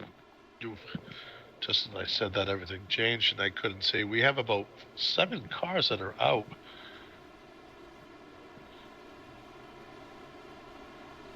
No, Vince Gill in the 66 car is listed as out.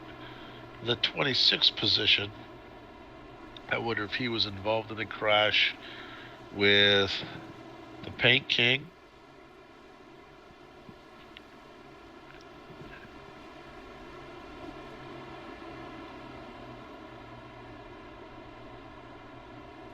John Connor is another driver that got knocked out. Noah Hamilton in the 1 car got knocked out. Deitch got knocked out. Griswold got knocked out. Oh, it's frustrating when you can't do the replays to see what happened.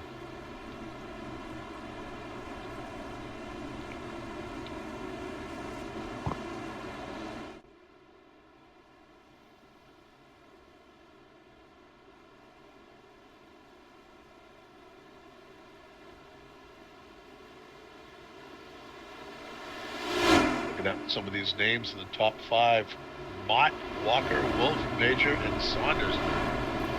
That's a pretty tight top 5 right there. And out of that top 5, only 1 driver is a new driver, Major. So again, you want to be able to be confident with the guys you've driven with. I don't know how well these other drivers know Mr. Major. But Major's holding his own anyways. It doesn't really matter. He seems to be doing very well. Obviously, is not his first go around. But if you look at the cars in the top 10, there is a lot of fast cars, and most of the cars we've seen all night long. And then you look at the cars that are below that. There's another 5 cars right back to the 15th position that are very fast and could win this race. So we almost have, there's just about 55 laps to go, and it's still up in the air. Mitchell, Leach, and Lawson, and Mott, and Higginbotham, and Menke are further in the back of the pack, and they're back in those 15 and up positions. So there's a lot of talent a little bit further on in the back. Hopefully coming across to take the green flag on lap 97.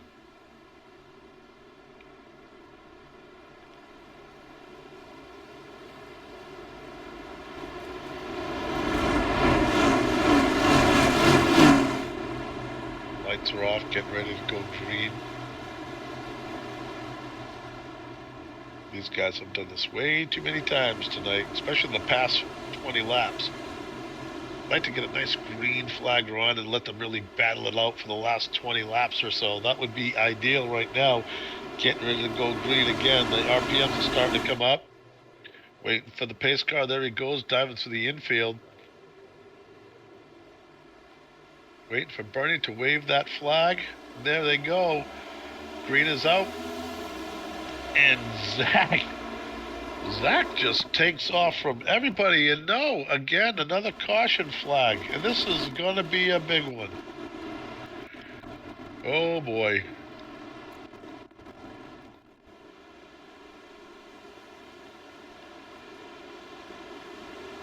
I don't know what happened there, but it looked like we just lost a lot of cars.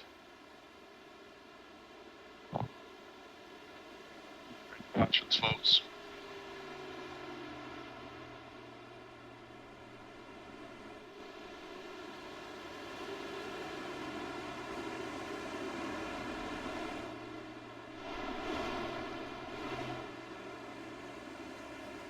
So I'm not sure exactly what happened, but it seemed as if just as they were getting across the start-finish line, we started seeing all kinds of chaos. And probably about, I don't know if it was 15th position or kind of mid-pack.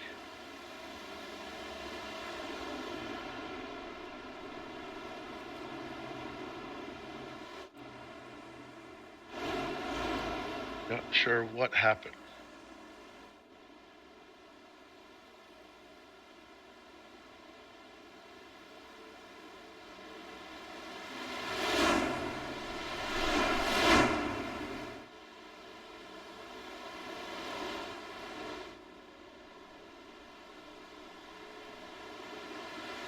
Chat room's been pretty quiet tonight. We've had 18 viewers the whole entire night. So that tells me that most of the guys are racing. If you're racing and you can do it, tell me what the track conditions are like. Is it slick out there? Is it crazy? Let me know in the chat room.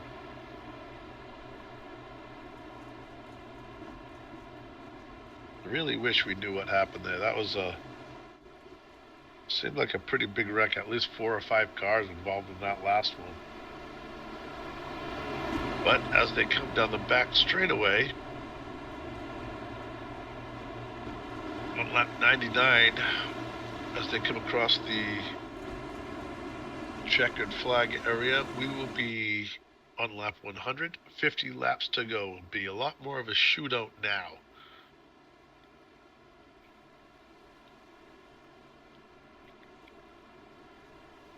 A lot of these guys still probably aren't going to make it on fuel. So we know there's going to be at least one more pit stop from the last major group pit stop, which I believe was lap 70 or 5-ish.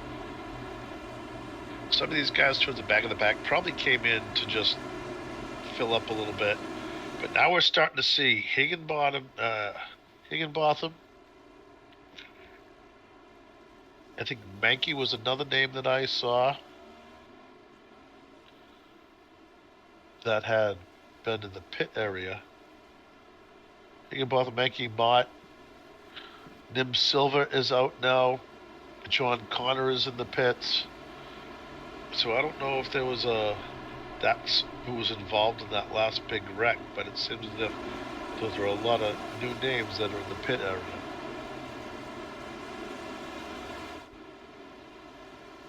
Lap 100, they're side by side getting ready to go green. 50 laps to go. 9th caution of the race. Seems as if we've had more than that, but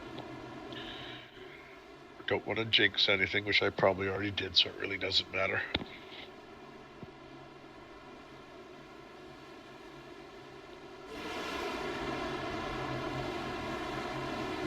That 29 car is now on the outside lane. The 60 car, we know, can get through that bottom lane. So with Walker being fast no matter what lane, and Saunders being fast no matter what lane, timing on the start is going to be interesting. And those two do know each other. They've raced before. So this is going to be interesting. Plus you got the 94 car on that inside lane too. A very important restart here with 50 laps to go. There it is, and you see that time Saunders didn't get the jump that he normally has gotten off the last couple of restarts. But the 29 does get in front of Wolfe, and it looks like the 82... Nope, the 82 is running side by side with Wolfe now. He's going to lose that momentum, I think. Coming down the back straightaway, these guys are side by side for the second position, which allows Saunders to get comfortable little lead there. And he's able to pick his lane and just float right up to the top without worrying about anybody on his outside. And he's going to go back to controlling this race to where he was before. Wolfe now in second place, followed by Walker, Major, and Condor. Carlisle moving back up in the sixth spot. Not moving up in the sixth spot. Those guys keep swapping positions in the back, and you get a kerfluffle of about 4 or 5 guys wide halfway through the pack coming down the back straightaway. Wolfe now taking control of second spot, second up to the back of Saunders' car. Those 2 guys are going to take off and run by themselves.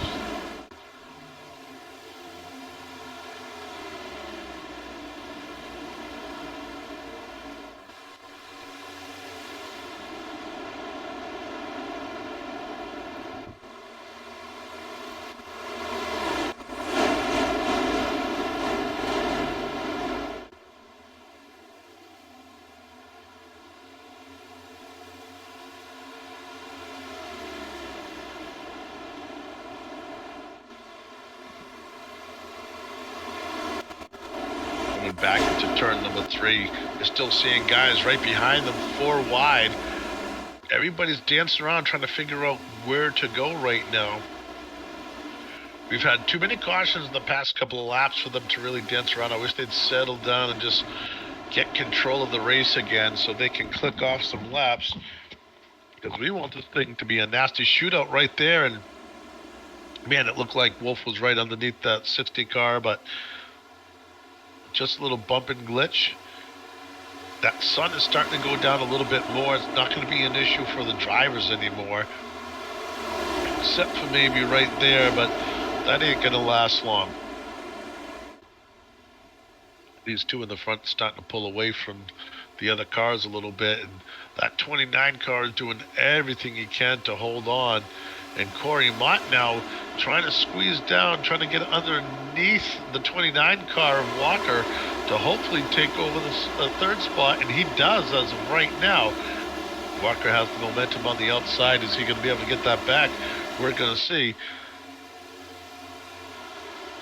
Corey Mott just hasn't quite cleared him for the position yet.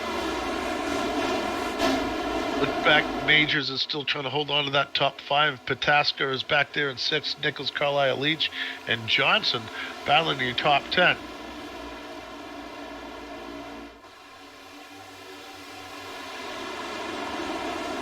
Heading off into turn number 2. Turn number 1 more time. Saunders getting that lead to go just a little bit larger from that group of cars, but it seemed like Wolfe went down and changed lanes, and that allowed Saunders to move forward and allowed Mott to catch up to the 94 car.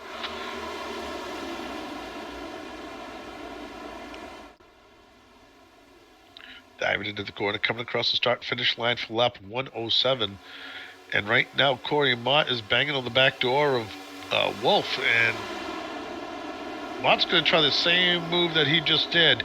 Dive to the inside and go down low. This is how Corey Mott also drives Michigan.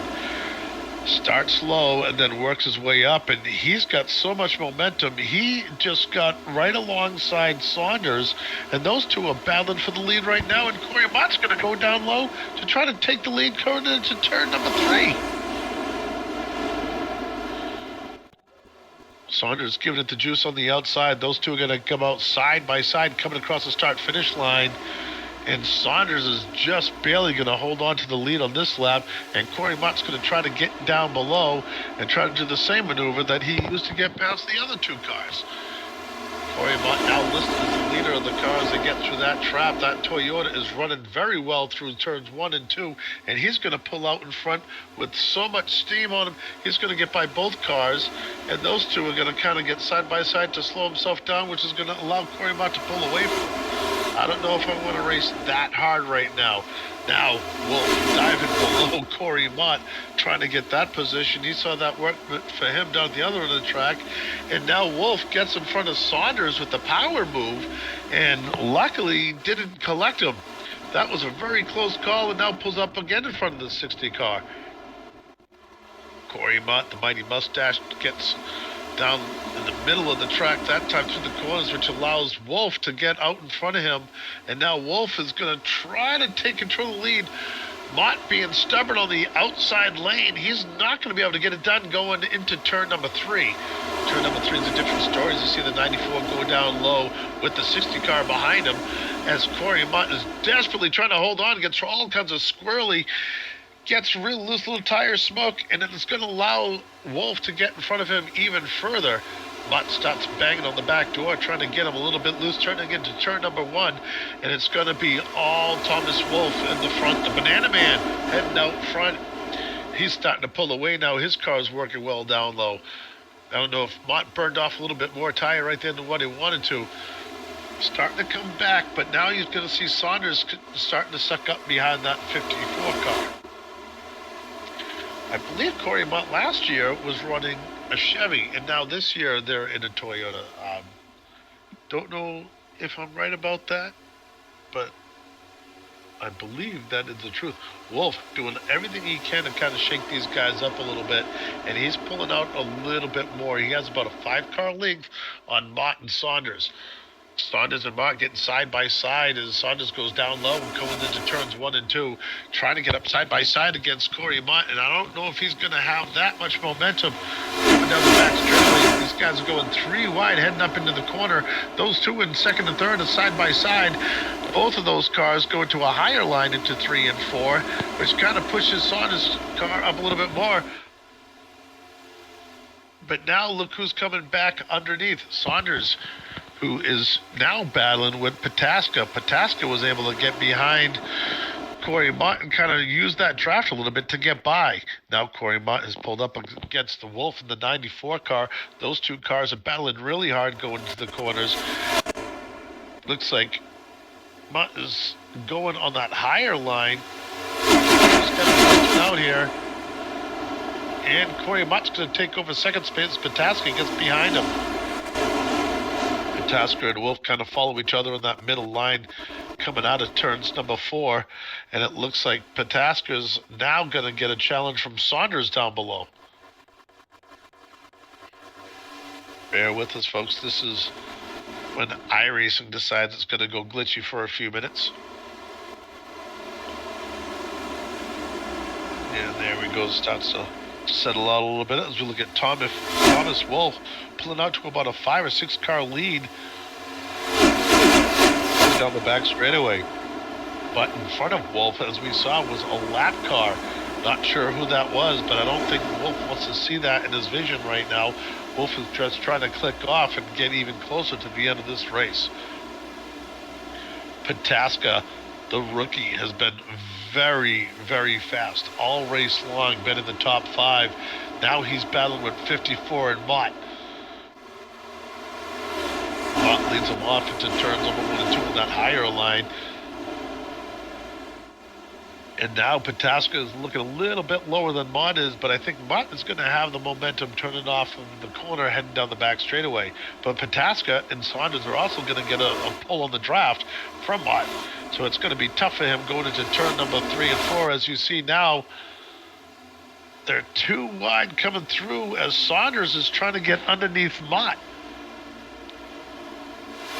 Pataska's going to end up getting by Saunders. I think that might have been too hard for Saunders' tire and kind of rolled him back a little bit. Not exactly what he wanted to do.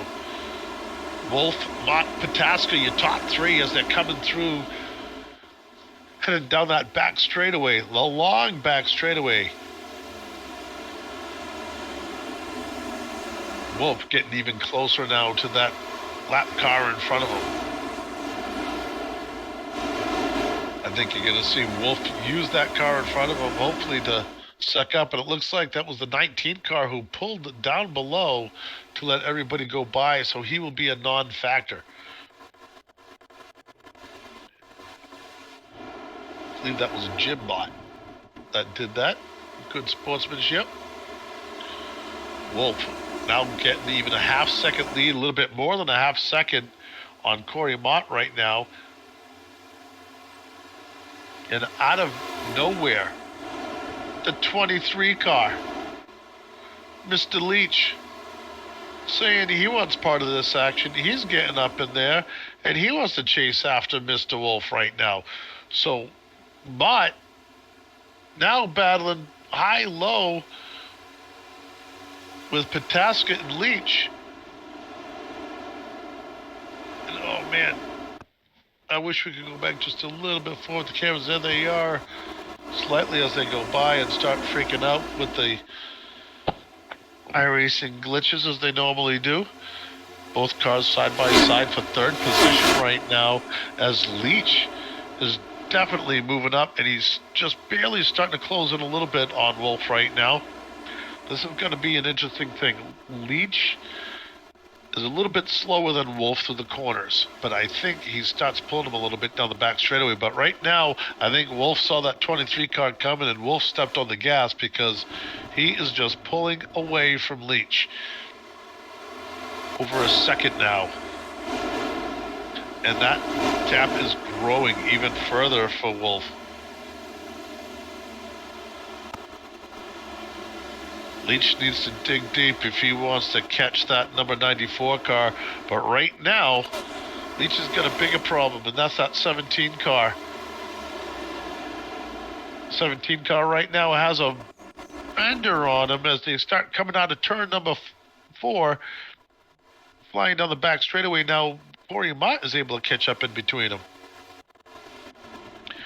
Cody Leach from Chicago with that 23 car. Keep an eye on him this year. I think he is definitely going to be a contender. He came close last year. He was my pick. Now he's going to go back and he's going to do it again.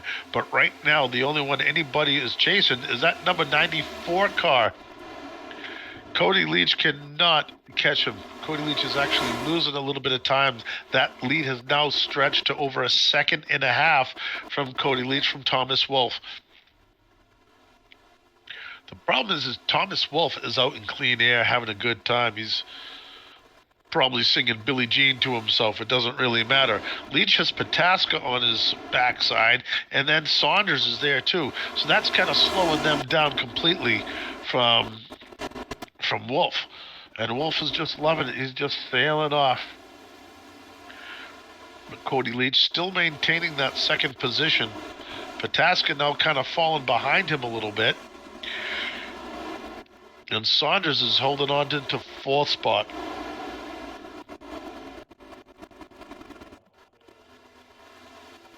One guy I feel bad for is that number 2 car was dominant in the race. I don't know if he got penalized, got stuck in the back, and then got caught up in something worse. Now you're starting to see guys under green flag pit stops coming in for that last set of tires and filling up on fuel. We talked about it earlier, how these guys couldn't make it to the end on just one fuel load from lap 70.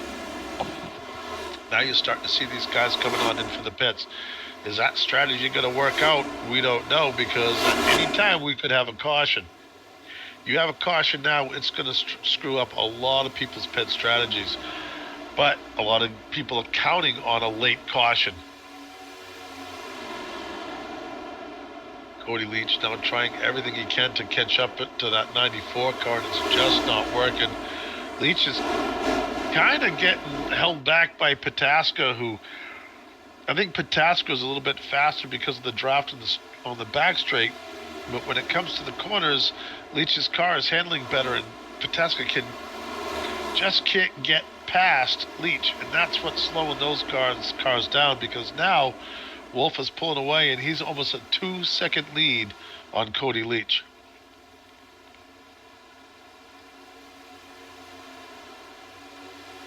These guys have been going at it now for 2 hours and 10 minutes. I've been talking for 2 hours and 10 minutes, and if you haven't figured out why they call me Bill the Masshole by now, well, then I'm surprised you're going to last to the end of this race.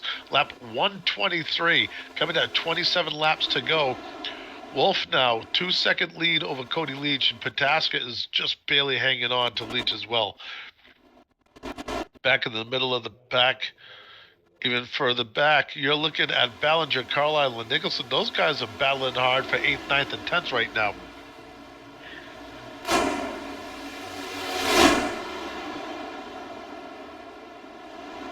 Right now, Wolfe, Pataska, Leach, Saunders, and Mitchell. Mitchell was very fast early in the race, led a good portion of it, then kind of fell back, and now I think his tires are getting older. He's waiting for that next pit stop to come in. And as fast as he was earlier, if he has another set of tires, it's going to be huge. Coming down into turn number 3 and 4. Wolfe out front, Pataska and Leach. And now you've got Saunders making it a three-way coming off of turn number 4. Right now they're grills to gas holes trying to pass each other, coming across the green flag start-finish line. 25 laps to go to the end of this race. Dallas Pataska from La Crosse, Wisconsin has been very impressive all night long and now has just taken over the lead. Pataska running hard, trying to run away. Wolfe came into the pits, getting his last set of tires with 25 laps to go. Now everybody's coming into the pits. Dallas Pataska coming in for his final pit stop, followed by Leach. Saunders stayed out. Mitchell stayed out. Johnson stayed out. Mankey stayed out. Carlisle stayed out. Phillips. Villano stayed out.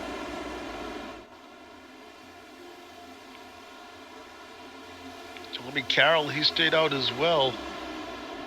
And so did Mr. Higginbotham. Now these guys, I don't know if they're going to be able to make it. I'm not sure when the last time they pitted was. But I know a lot of these other guys couldn't. And now you're seeing Vince Mitchell starting to rise to the front of the pack again. Can he make it on fuel? 24 laps to go, 23 laps to go now. But it's the same guys that we've seen all night long. Just later on the race, Saunders, Mitchell, Mankey out front, Carlisle, Lazaire, and Johnson. Phillips, Carroll, Campbell, Gibbons in the 89 car. Good to see him. And was that Noah Spalding who was just in the 11th spot? It's good to see him battling his way back. The rookie.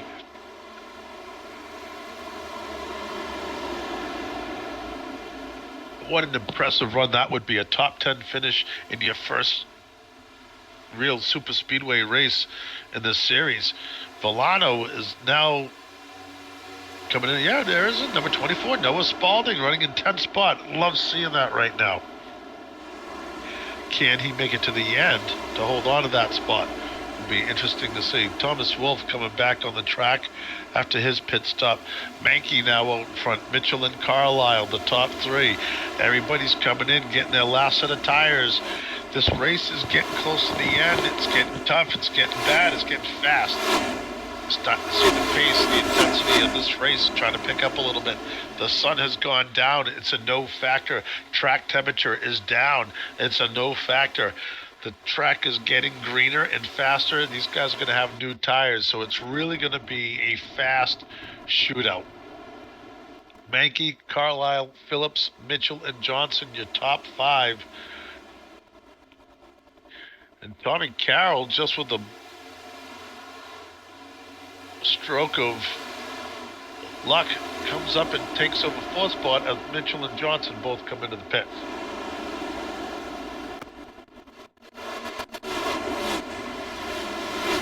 To go, and 10th caution of the flat race comes out.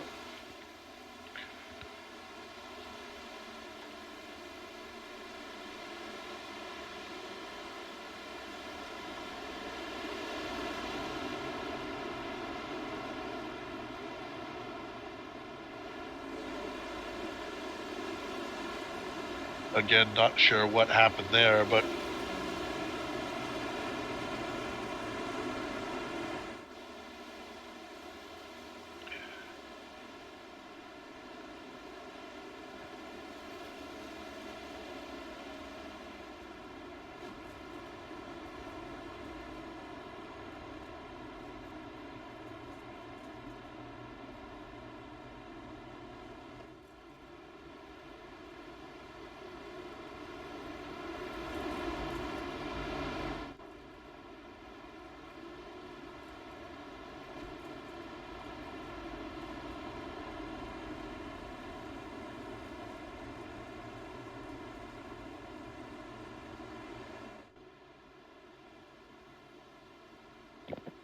What a break for that guy, Stephen Mankey, coming in for the pits. Much better to pit underneath the yellow flag than it is the green flag. 20 laps to go. This is going to be a fun shootout. I kind of said it early in the race, with 20 laps to go, it'd be great if 25 or 20 laps to go, come in for a pit stop, everybody comes out with new tires, how fast and exciting that would be. Well, that's what we're going to get, except when we go green, we're going to have less than 20 laps. And look who has made it back to the front. Thomas Wolfe. And as you just saw, Corey Mott came up and gave him a little shot in the backside there.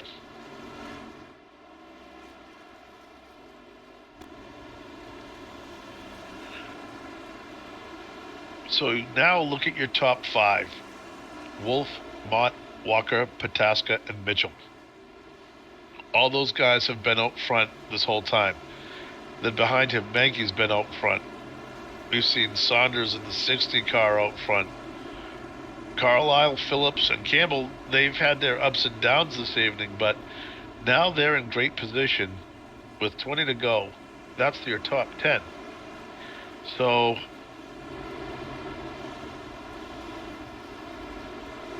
it's going to be interesting. We know these Wolfe and Mott are fast. Walker has been fast, but we haven't seen him really jump out in the lead like we have in the past. So I don't know if his car isn't handling as well or what.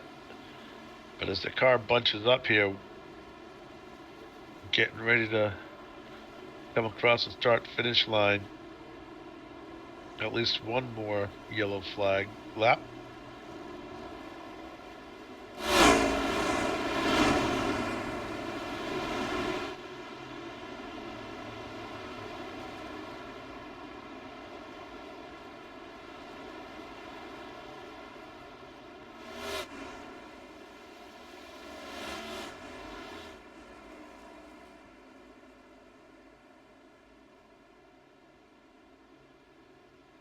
I know a couple of these guys are wanting to get out of here to go to bed.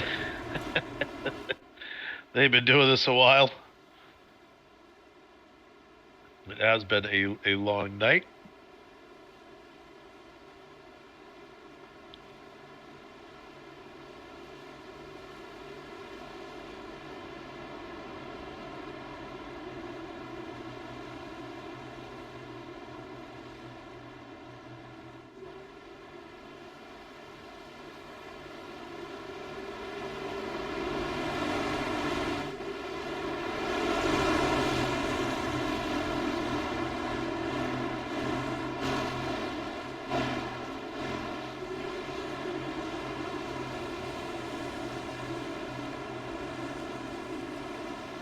All right, now that I have my screens back to normal.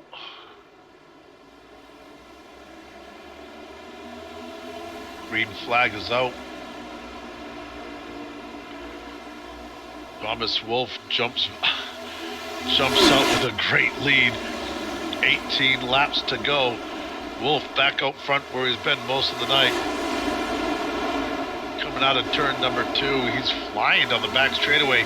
He jumps up to about a 5-6 car lead. Behind him, Mott and Pataska running side by side. Looks like Mott gets around him and goes forward. And those guys are still battling side by side behind Wolfe, and that's exactly what he wants to see. This time, Mott takes second place. Now Mott is trying to follow the footsteps of the 94 car. Don't know how successful that's going to be for him. Both of these cars are flying going into the bottom lane, or towards the bottom lane is Wolfe, where Mott goes high. Mott hopefully trying to get some of that momentum off the top line, but he didn't get as much as he wanted. But Pataska pulls up behind Mott and kind of helps the cause by pushing him a little bit forward. Those cars are now working together, going almost in the same line, while Wolfe goes a little bit lower. This time, Mott had a huge run coming off at turn number 4 and caught right up to the back of Wolfe. So now we've got a race on our hands. Both of these guys, very talented drivers. They know how to save their equipment. And now they're battling for the lead with the new guy, Mr. Pataska, trying to make it a statement in his first race here with the Crown Jewel Racing League at the California Speedway.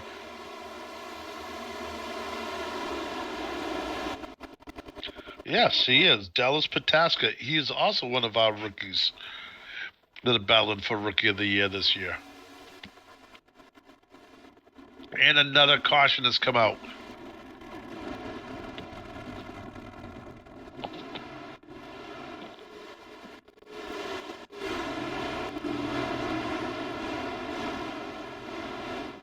Not sure what happened here.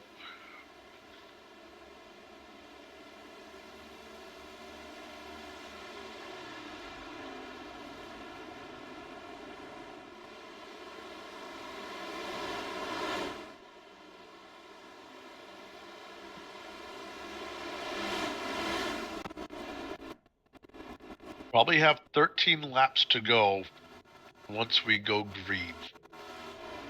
11th caution of the night. Not sure what happened on this one. But we had a good green flag run there. Everybody's tires are gone. No, I doubt you're going to see anybody coming in for a pit stop other than repairs at this point. Thomas Wolfe still out front. Worked his way back, kind of fell back a little bit. I think after an early pit stop or something. Kind of fell back and then came charging forward once again to the 94. And now you have Corey Mott behind him with that pesky 17 car, Pataska, who has just... The rookie has just been showing these guys the business today.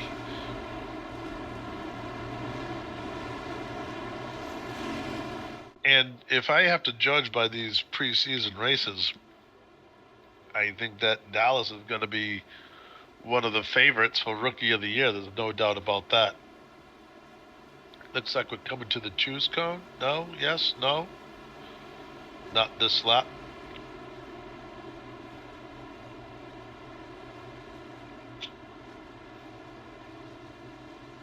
Corey Mott in the black Toyota this year.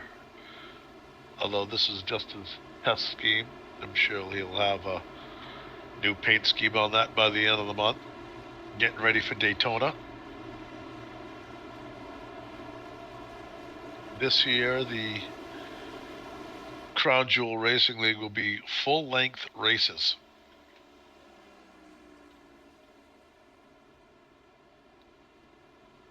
So that is going to be interesting to watch on some of these short track races like Martinsville. 500 laps at Martinsville. Woo! Man. There better be a massage chair in Moultrie after that because it ain't going to go well. 500 laps at Martinsville. Woo! We have the Clash coming up before that. I saw some rumblings about the Clash being at USA Speedway.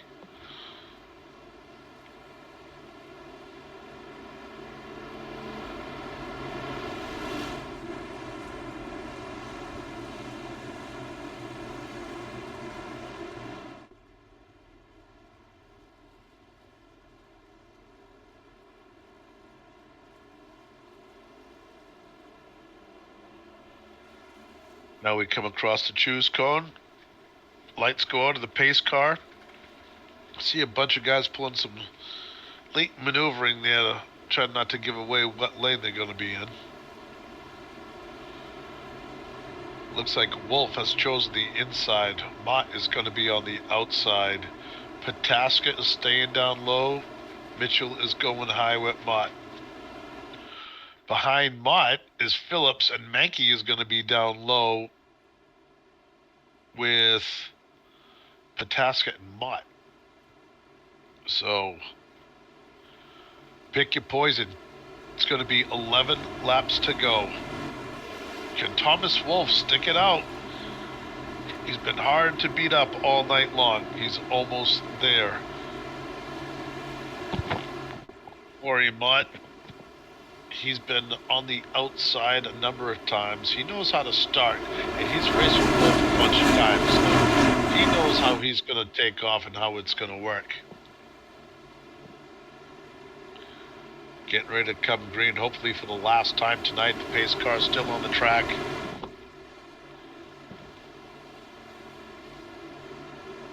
Down low.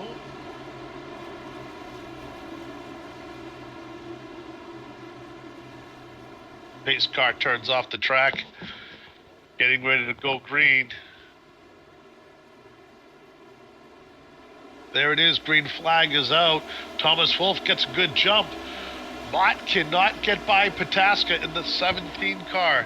Corey Mott did not get a great start. What he's going to do is stay high behind Wolfe and hopefully catch that momentum coming off the corner with a little bit of draft. But it looks like that 17 car went down low and might be able to clear Corey Mott to take over second spot, and he does.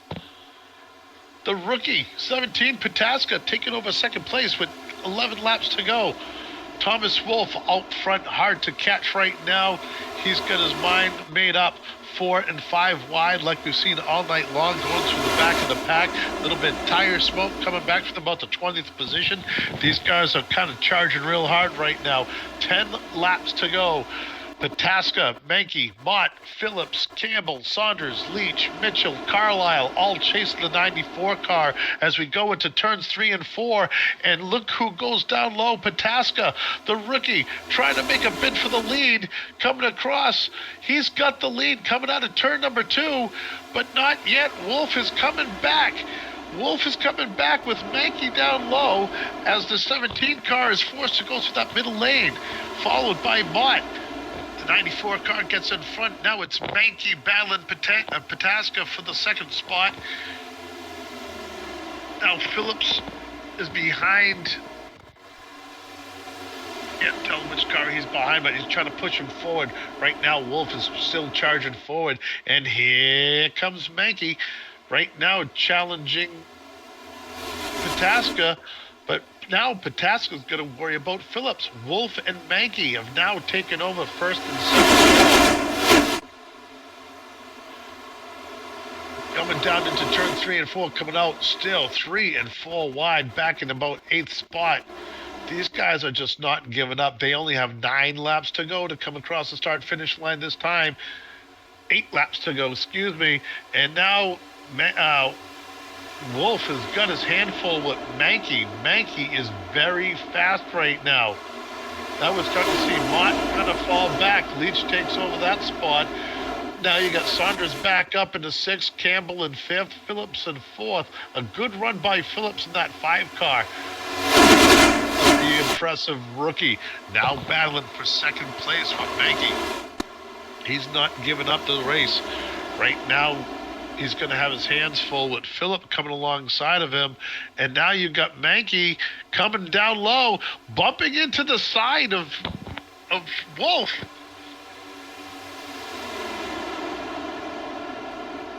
Factory Motorsports digging deep right now, trying to get out in front. And Mankey may have the lead coming off, but look on the outside. Wolfe is not giving up. Wolfe and Mankey are battling. And now you got Phillips in the 5 car, gets behind Mankey. Phillips having a great run right now, following Wolfe on to turn 3 and 4. Coming out, they're really tight, coming down the front straightaway. And now Phillips has had enough. He's going for the lead, coming for the start-finish line. Phillips is going to take the lead going into turns 1 and 2. Wolfe taking that middle line. Mankey following him. It's going to be momentum coming off the corner, but right now Phillips still has the momentum, but no, it's Wolfe on the outside. And, oh, he tried to squeeze up in front of Mankey, but it didn't do it, and it seemed like it hurt the 94 car a little bit. Phillips isn't done yet. He's battling for the lead and comes up and bumps into the 94 car. Don't think that was intentional, but that had the beginnings of a tragedy right there. Now you got Campbell out of nowhere, fought his way back. Hasn't had the greatest run. I don't know if he was just kind of chilling out in the back or if he was just getting into problems with other people's messes. But right now he's in fourth spot, looking pretty good. As you see Mankey go below Phillips to try to take over that second spot as they battle it out going into turns number 3 and 4. Right now, Thomas Wolfe still out front. Mankey on his side quarter panel with Phillips on his back bumper. They're battling, going back and forth. A little bit of blocking going on right there. But now you've got Mankey and Phillips side by side, and that's exactly what Phillips wants to see. Wolfe, as Wolfe goes down low, trying to get through everybody, trying to get out in front, and Mankey goes even lower to get around Phillips and now take over second spot. But look who's coming in that Kyle Busch paint scheme. You guessed it. Al Borland, Tim the Toolman Taylor's sidekick, coming back in that car, trying to fight his way back up. And he's in seventh spot right now, battling with Leach. Out front, it's still Wolfe and Mankey battling hardcore right now. And these guys are side by side going across the start-finish line. And we almost just had a big wreck in the front of the pack as Phillips gets into the back of Mankey, which gets in the back of the 94 car. And now it's going to be Wolfe battling hard, going down the back straightaway, trying to break the draft, going down the... This is getting crazy, folks. Factory Motorsports is doing everything they can to take over the lead of this race. But right now, it's all Wolfe in the 94 car. Phillips is in second spot, battling with Mankey. Leach has moved up into fourth spot. Campbell is in fifth. These guys are pushing and bumping everybody. See, Cody Leach almost just got into the back of Mankey. That was so close. Leach now takes over second spot, followed by Phillips. We almost just had a big wreck with 2 laps to go. Hang on to it, guys. We're almost done with the race. Thomas Wolfe going high, low, trying to break the draft of everybody. A little bit of blockage. We're trying to get into turn number 3 as clean as he can, and he's going to come out with the lead again. Coming down to the white flag. And we're going to spin. Mankey goes around, and it's going to be a yellow flag. No yellow flag. They took the white flag. The race is going to be over. It's going to the end. This is the end of it right now. It's Wolfe and Campbell and Phillips battling for the lead, and it's going to be Wolfe headed down the back straightaway all by himself. Phillips not giving up, battling hard with Campbell, trying everything he can to try to get back of him. Campbell gets in front of him, but only by inches. Here comes Phillips and Campbell side by side going for the second spot. That's your race. It's going to be Thomas Wolfe going to the lead from Richmond, Virginia, taking the checkered flag, and it's going to be Nathan Campbell taking over second from Saunders and Phillips. Where did Saunders come from? He was behind Phillips, and all of a sudden he was able to get by him. What an incredible finish. Wolfe, Campbell, and Saunders, your top 3. I wish I could get them in the booth. What an incredible race. So proud of these guys putting on this type of race for a preseason. This is preseason. Just wait till the rest of the season. I cannot believe this. Thomas Wolfe, Nathan Campbell, Zack Saunders, Alan Phillips, Zach Johnson. Where did Zach Johnson come from? Corey Mott was able to finish out in the 6th spot. Vince Mitchell, Rabbit, finishes 7th. Tyler Ballinger, rookie, another great run for him. In 8th, Carlisle, Leach, Pataska, Condor, Carroll, Major, Higginbotham, Lawson, Volano, and Wright. And out to what an impressive run by our rookies. Tyler Ballinger finishing 8th, your highest finishing rookie. And I thought Dallas Pataska he's listed as a rookie for the battle. And I don't know why, because he definitely is not a rookie. But he had a tough break. He was out front almost the whole night for Mage's Garage, and to finish in 11th is not indicative of the race that guy had. So Right now, you've got Thomas Wolfe and his teammates doing donuts down on the inside. Congratulations to Back Road Bandits. What an awesome race. And somebody just bumped it. Nathan Campbell. Hey there, Hey, Bill. I'm man. gonna try to help you get some interviews here post race. Bro, let's interview you first of all, man. Where did you come from? Second spot right there. Yeah, the car was perfect all night. We made no adjustments all night, so it's just one of those races once again where it kind of just plays out in our favor. But what kind of happened there at the end is in stage 3 we ended up having a good opportunity to kind of do a little bit of a split up strategy where we pitted with just a little bit over the amount of laps that we could do in the fuel tank, and is when those whole slew of cautions were coming out. So Yeah. it ended up actually saving us some fuel, and we were very close to making it to the end there actually. While everybody was coming down pit road under those green flag pit stops that were going on that trapped everybody a lap down, and it worked out pretty well for us. I'm getting a little bumped by Saunders. Yeah, it worked, and now you guys are out there having fun. And how much was the sun a factor tonight? It seemed like there was a while there it was smacking you right in the face. Yeah, so Garth was definitely having a problem with it. He was talking about it at the beginning of the race because he was like, I got to shut off my HDR, man. But it wasn't really affecting me too much. I think the track was definitely a little bit slicker than it was here at the end. Yeah. And then it definitely cooled down here once the sun got out of the way and everything kind of chilled out. Yeah. How about the performance of some of our rookies? Tyler Ballinger finishing 8th in the 88 car. And I thought Dallas Pataska was listed as a rookie. But He is a rookie. He is. I don't have him on my screen, but he was in the top 3 all night. Very impressive from that driver, and I'm going to call it right now. As much as I love some of the other guys, I'm going to pick Pataska as my rookie of the year, and I think you're going to see him and Ballinger. Ballinger was very impressive tonight, very mature in his driving, and I think you're going to see him in victory lane by the end of the season.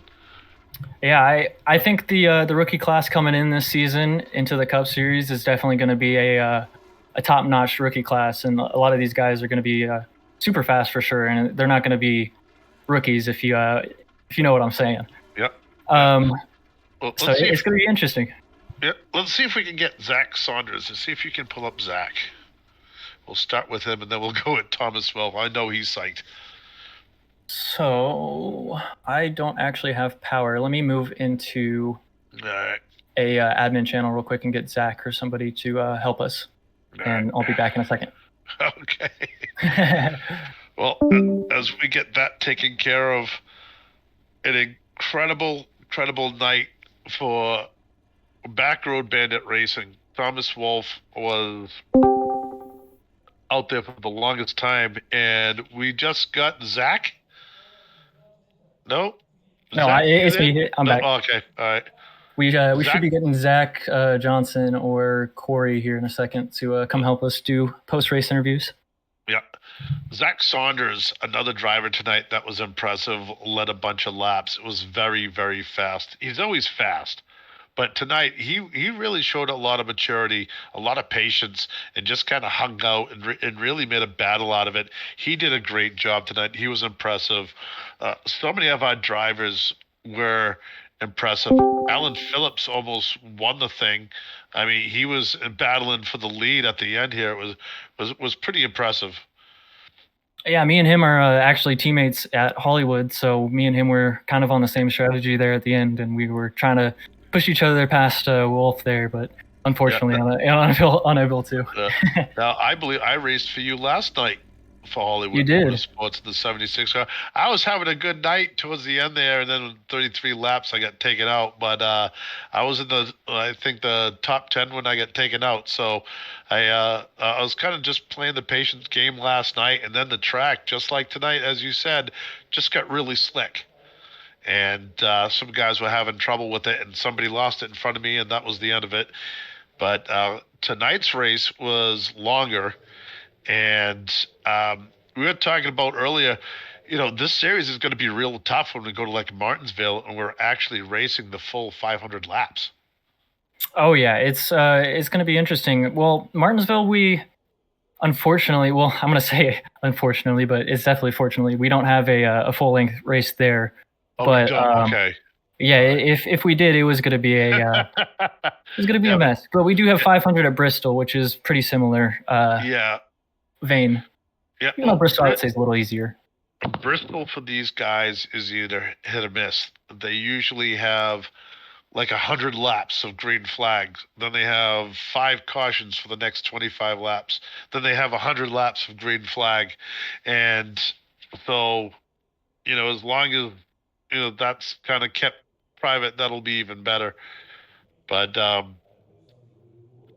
just it was really good to see a lot of these drivers out racing again. I don't know what happened to Austin Runkle. Looked like he got taken out early. Um, like I said, it's just great to see these guys racing again. Tommy Carroll Jr. came out with a serious look on his face this race. He was running really hard. We have another guy, Manatsi Major. I don't know if I pronounce his name or not right, but he was impressive today.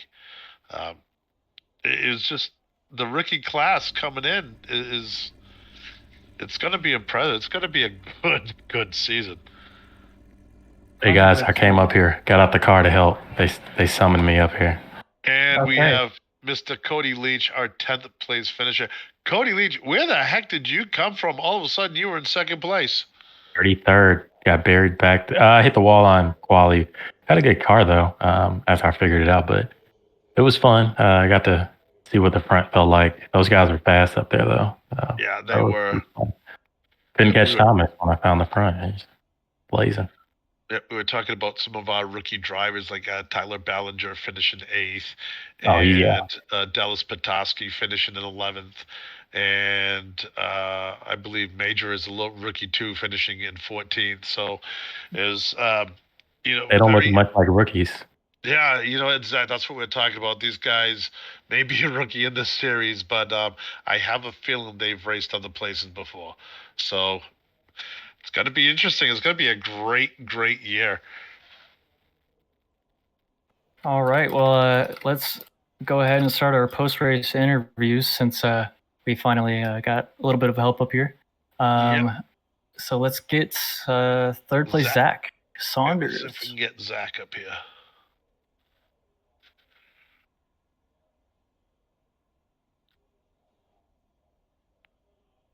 Maybe. Cody? Hello? Can you grab Zack for us? Oh, yep. Sorry about that. You're good.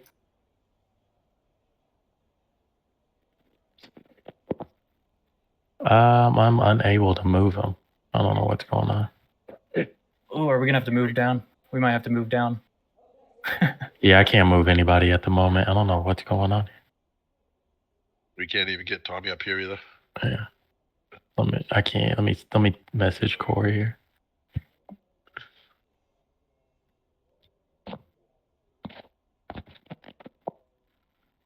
Well, it was a 2-hour and 40-minute race, so it was a lot. We've done worse, but we've done better. I think our quickest race last year was 2 hours and 20 minutes or something like that. But yeah, and it's also going to depend on definitely the mileage of the race and caution for sure. That's definitely going to be a different story this year. Is going to be the amount of laps. And I don't know what happened there. Somebody come in or not? Nope. Oh, here we go. Here comes Corey. You need. Can we get Zack Saunders?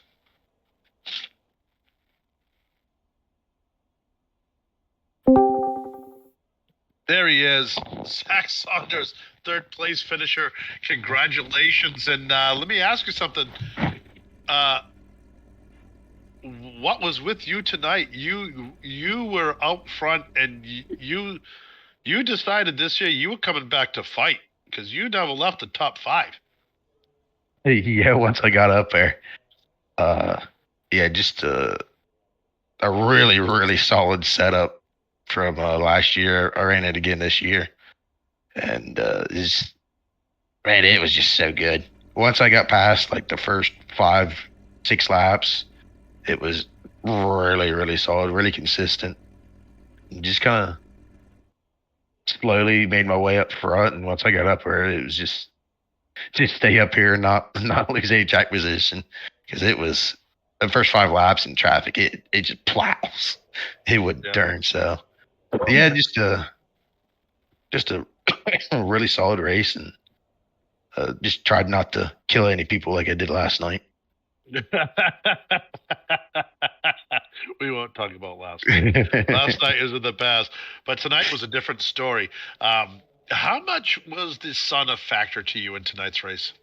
Sun didn't bother me at all. Not at all.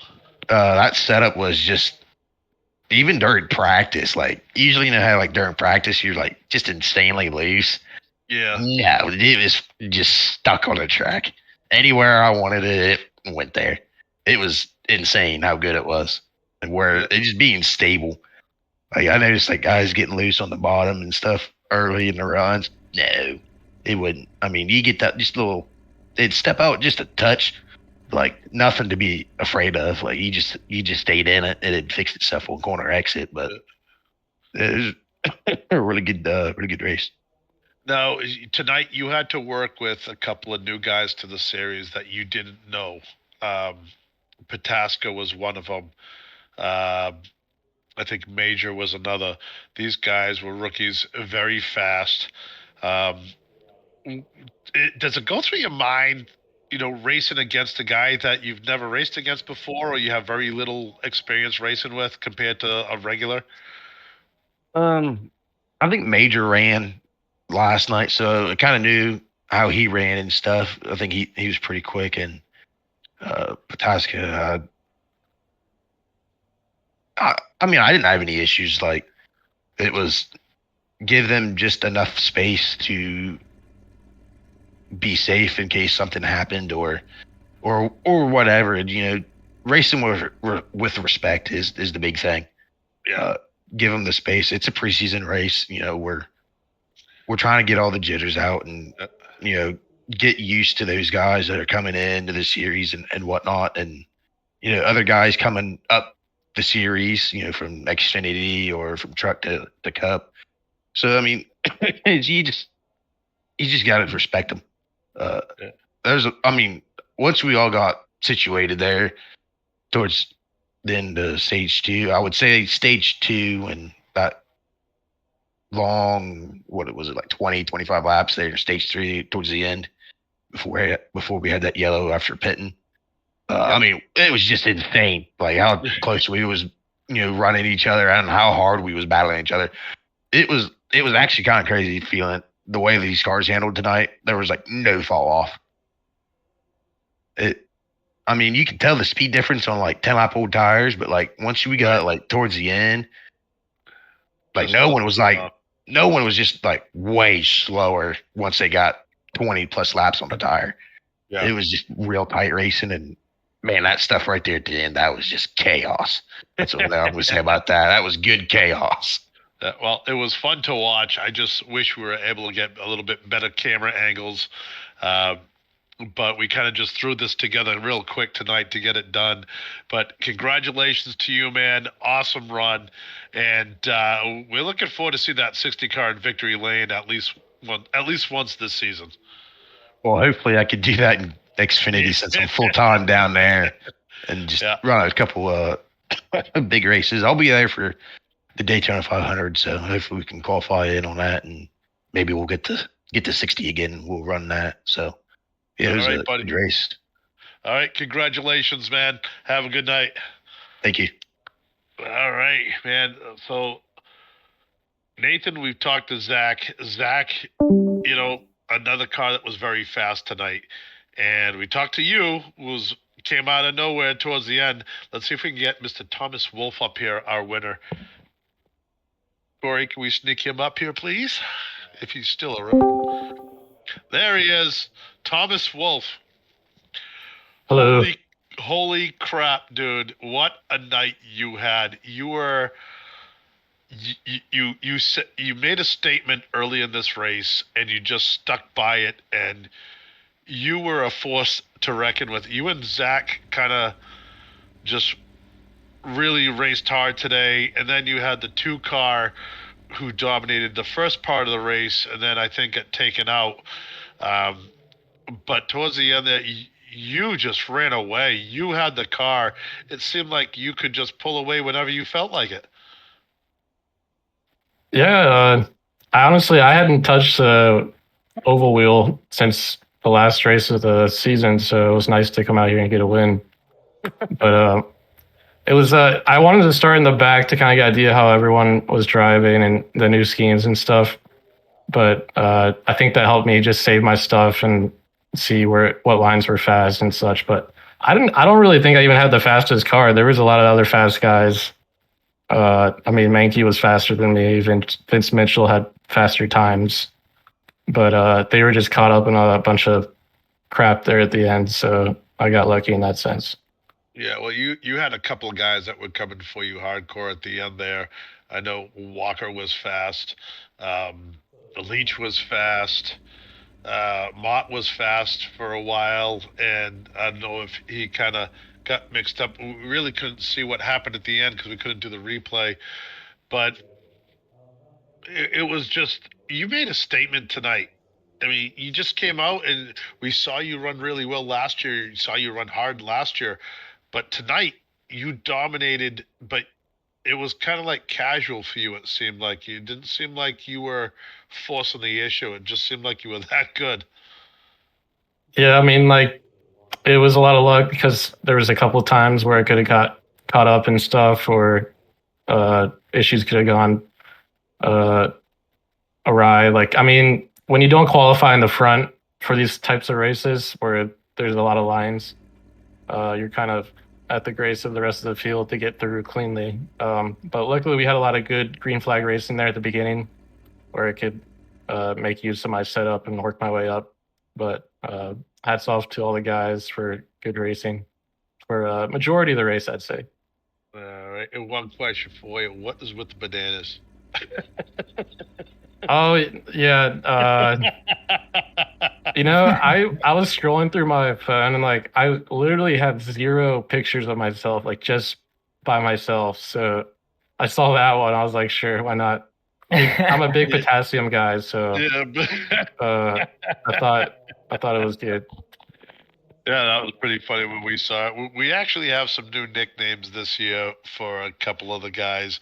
I know Vince Mitchell with the goatee and everything looks a lot like Tim the Tool Man's sidekick, Al Borland.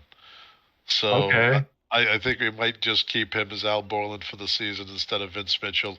But some of these pictures, I think Corey needs to make everybody do a picture similar to yours with the bananas. I saw the bananas earlier, and I was like, yeah, I love the picture. I think it's funny as hell. But Richmond, Virginia, um, Richmond's kind of been a little chilly lately. Well, how do you guys deal with the cold weather from the north like we do? How does it happen in Richmond? Uh, yeah, I mean it gets cold here. This week's been pretty warm actually, so been able to get outside more. But Yeah. uh, yeah, I don't mind the cold though. Like, I would much rather be cold outside than like 90 plus. So Yeah, well, when you get my age, it feels better, and when it's a lot warmer. And now, one question that means absolutely nothing to racing, but do you know who Fat Perez is, who comes from Richmond, Virginia? oh sure, yeah, the golfer, yeah. All right, that's awesome. I love. Is he kind of like a folk hero in town now, or what's it like with him? I watched Bob Does Sports for a while before I knew that he was from Richmond, Oh, honestly. really? Yeah. So when I figured that out, that was pretty cool. But yeah, great channel, Bob Does Sports. Shameless plug, but Yeah. great golf content. Yeah. Well, FP is like I said. He's from your hometown, so that's you're in good company down there. But tonight, again, you made a statement, and you got to write yourself down as a contender for the championship. You really made a statement tonight. Yeah, I mean, it's nice to already have a championship. I think my last year kind of got pissed off here and there, got a little riled up at some races. I mean, not to say I won't get that way this year again if bullshit keeps happening, but it's definitely nice to have a championship in the bag and just kind of be more relaxed each week and know that I'm just out here to add to whatever legacy I have in this league. So, well, like I said, you're definitely starting that legacy off on the right foot. I mean, the momentum from this race, even though it's preseason, it's still going to build your confidence going into the next race. So, I'm looking forward to interviewing you, in some of the other series as well. So we'll see what happens. I'd love to see you come down and check in, and I think I might help out with the ARCA series. I'm definitely going to help out in the truck series. So, because if you remember, Corey fired me on the air last year. It was pretty emotionally devastating. But I was able to recover after weeks of therapy, and here I am. So, Thomas, congratulations, man. Awesome night. Go get some sleep, man. And congratulations, dude. Awesome night. Very impressive. Thanks, Bill. I might actually join you in the ARCA booth too. I was just thinking about trying my hand in some either camera operation or commentary, so I might see you there. Well, we'll see if they still need help. There's always races where they need help. So Yeah. I've been having more fun doing this than racing. So, but we'll probably see you in the booth, buddy. And I'm looking forward to the next race. All right, sounds good. Thanks, Bill. Thanks, guys. We'll see you. All right, everybody, that's pretty much the wrap for tonight. The Auto Club 300, Thomas Wolfe impressive, Nathan Campbell, second spot, Zack Saunders in third, Alan Phillips in fourth, and Zach Johnson will finish your top five. And I have to mention sixth place Corey Mott because he's in the booth right now. So we'll just throw him out there for a little bit of hello. And Corey, it was a great race, man. A lot of cautions there, but you know what? It was a very exciting finish. Oh, he is deafened. Corey's muted. So yeah. Well, I do want to chime in and say something real quick before we close off the broadcast tonight. Something that I don't know if you were able to really pick up on going on all race was a lot of lead changes. Tonight we had a total of 24 lead changes. Yeah. So a bunch of different guys just leading laps. Looking through the end log of this race, I'm seeing guys with 30, 20, some guys with 7, some guys with 10, some guys with 1, 2, some with 4 and 5. Like a bunch of guys just leading a bunch of laps, and it's definitely something that we want to see going into the season. Just a bunch of parity throughout the whole field, and not really single car domination. And it's going to be really fun, I feel like, going into the regular season for sure. I think the biggest race we saw tonight was Wolfe had a 2-second lead, and within 2 laps that was gone. So it wasn't a boring Auto Club Speedway race. These can be kind of like humdrum. This was a great race. We saw 5 and 6 wide every single lap at both ends of the track. So it was a great race. It really was. And if the rest of the season is like this league is just gonna go crazy because it was a great race. I'm hoarse, man. The end of the race, I think I woke up my kids. I was yelling and screaming. It was a great finish. So, but I want to thank you, Nathan, for helping me out and letting me do this tonight, and Corey and all the guys. Great night. Thank you for all you guys did, and we'll hopefully see you next week. Yeah, of course. Thank you as well, and we'll see you guys next week for the Clash at USA International. Yes, I'm looking forward to it. Yes, it is. All right, but we'll see you, man. Thank you very much.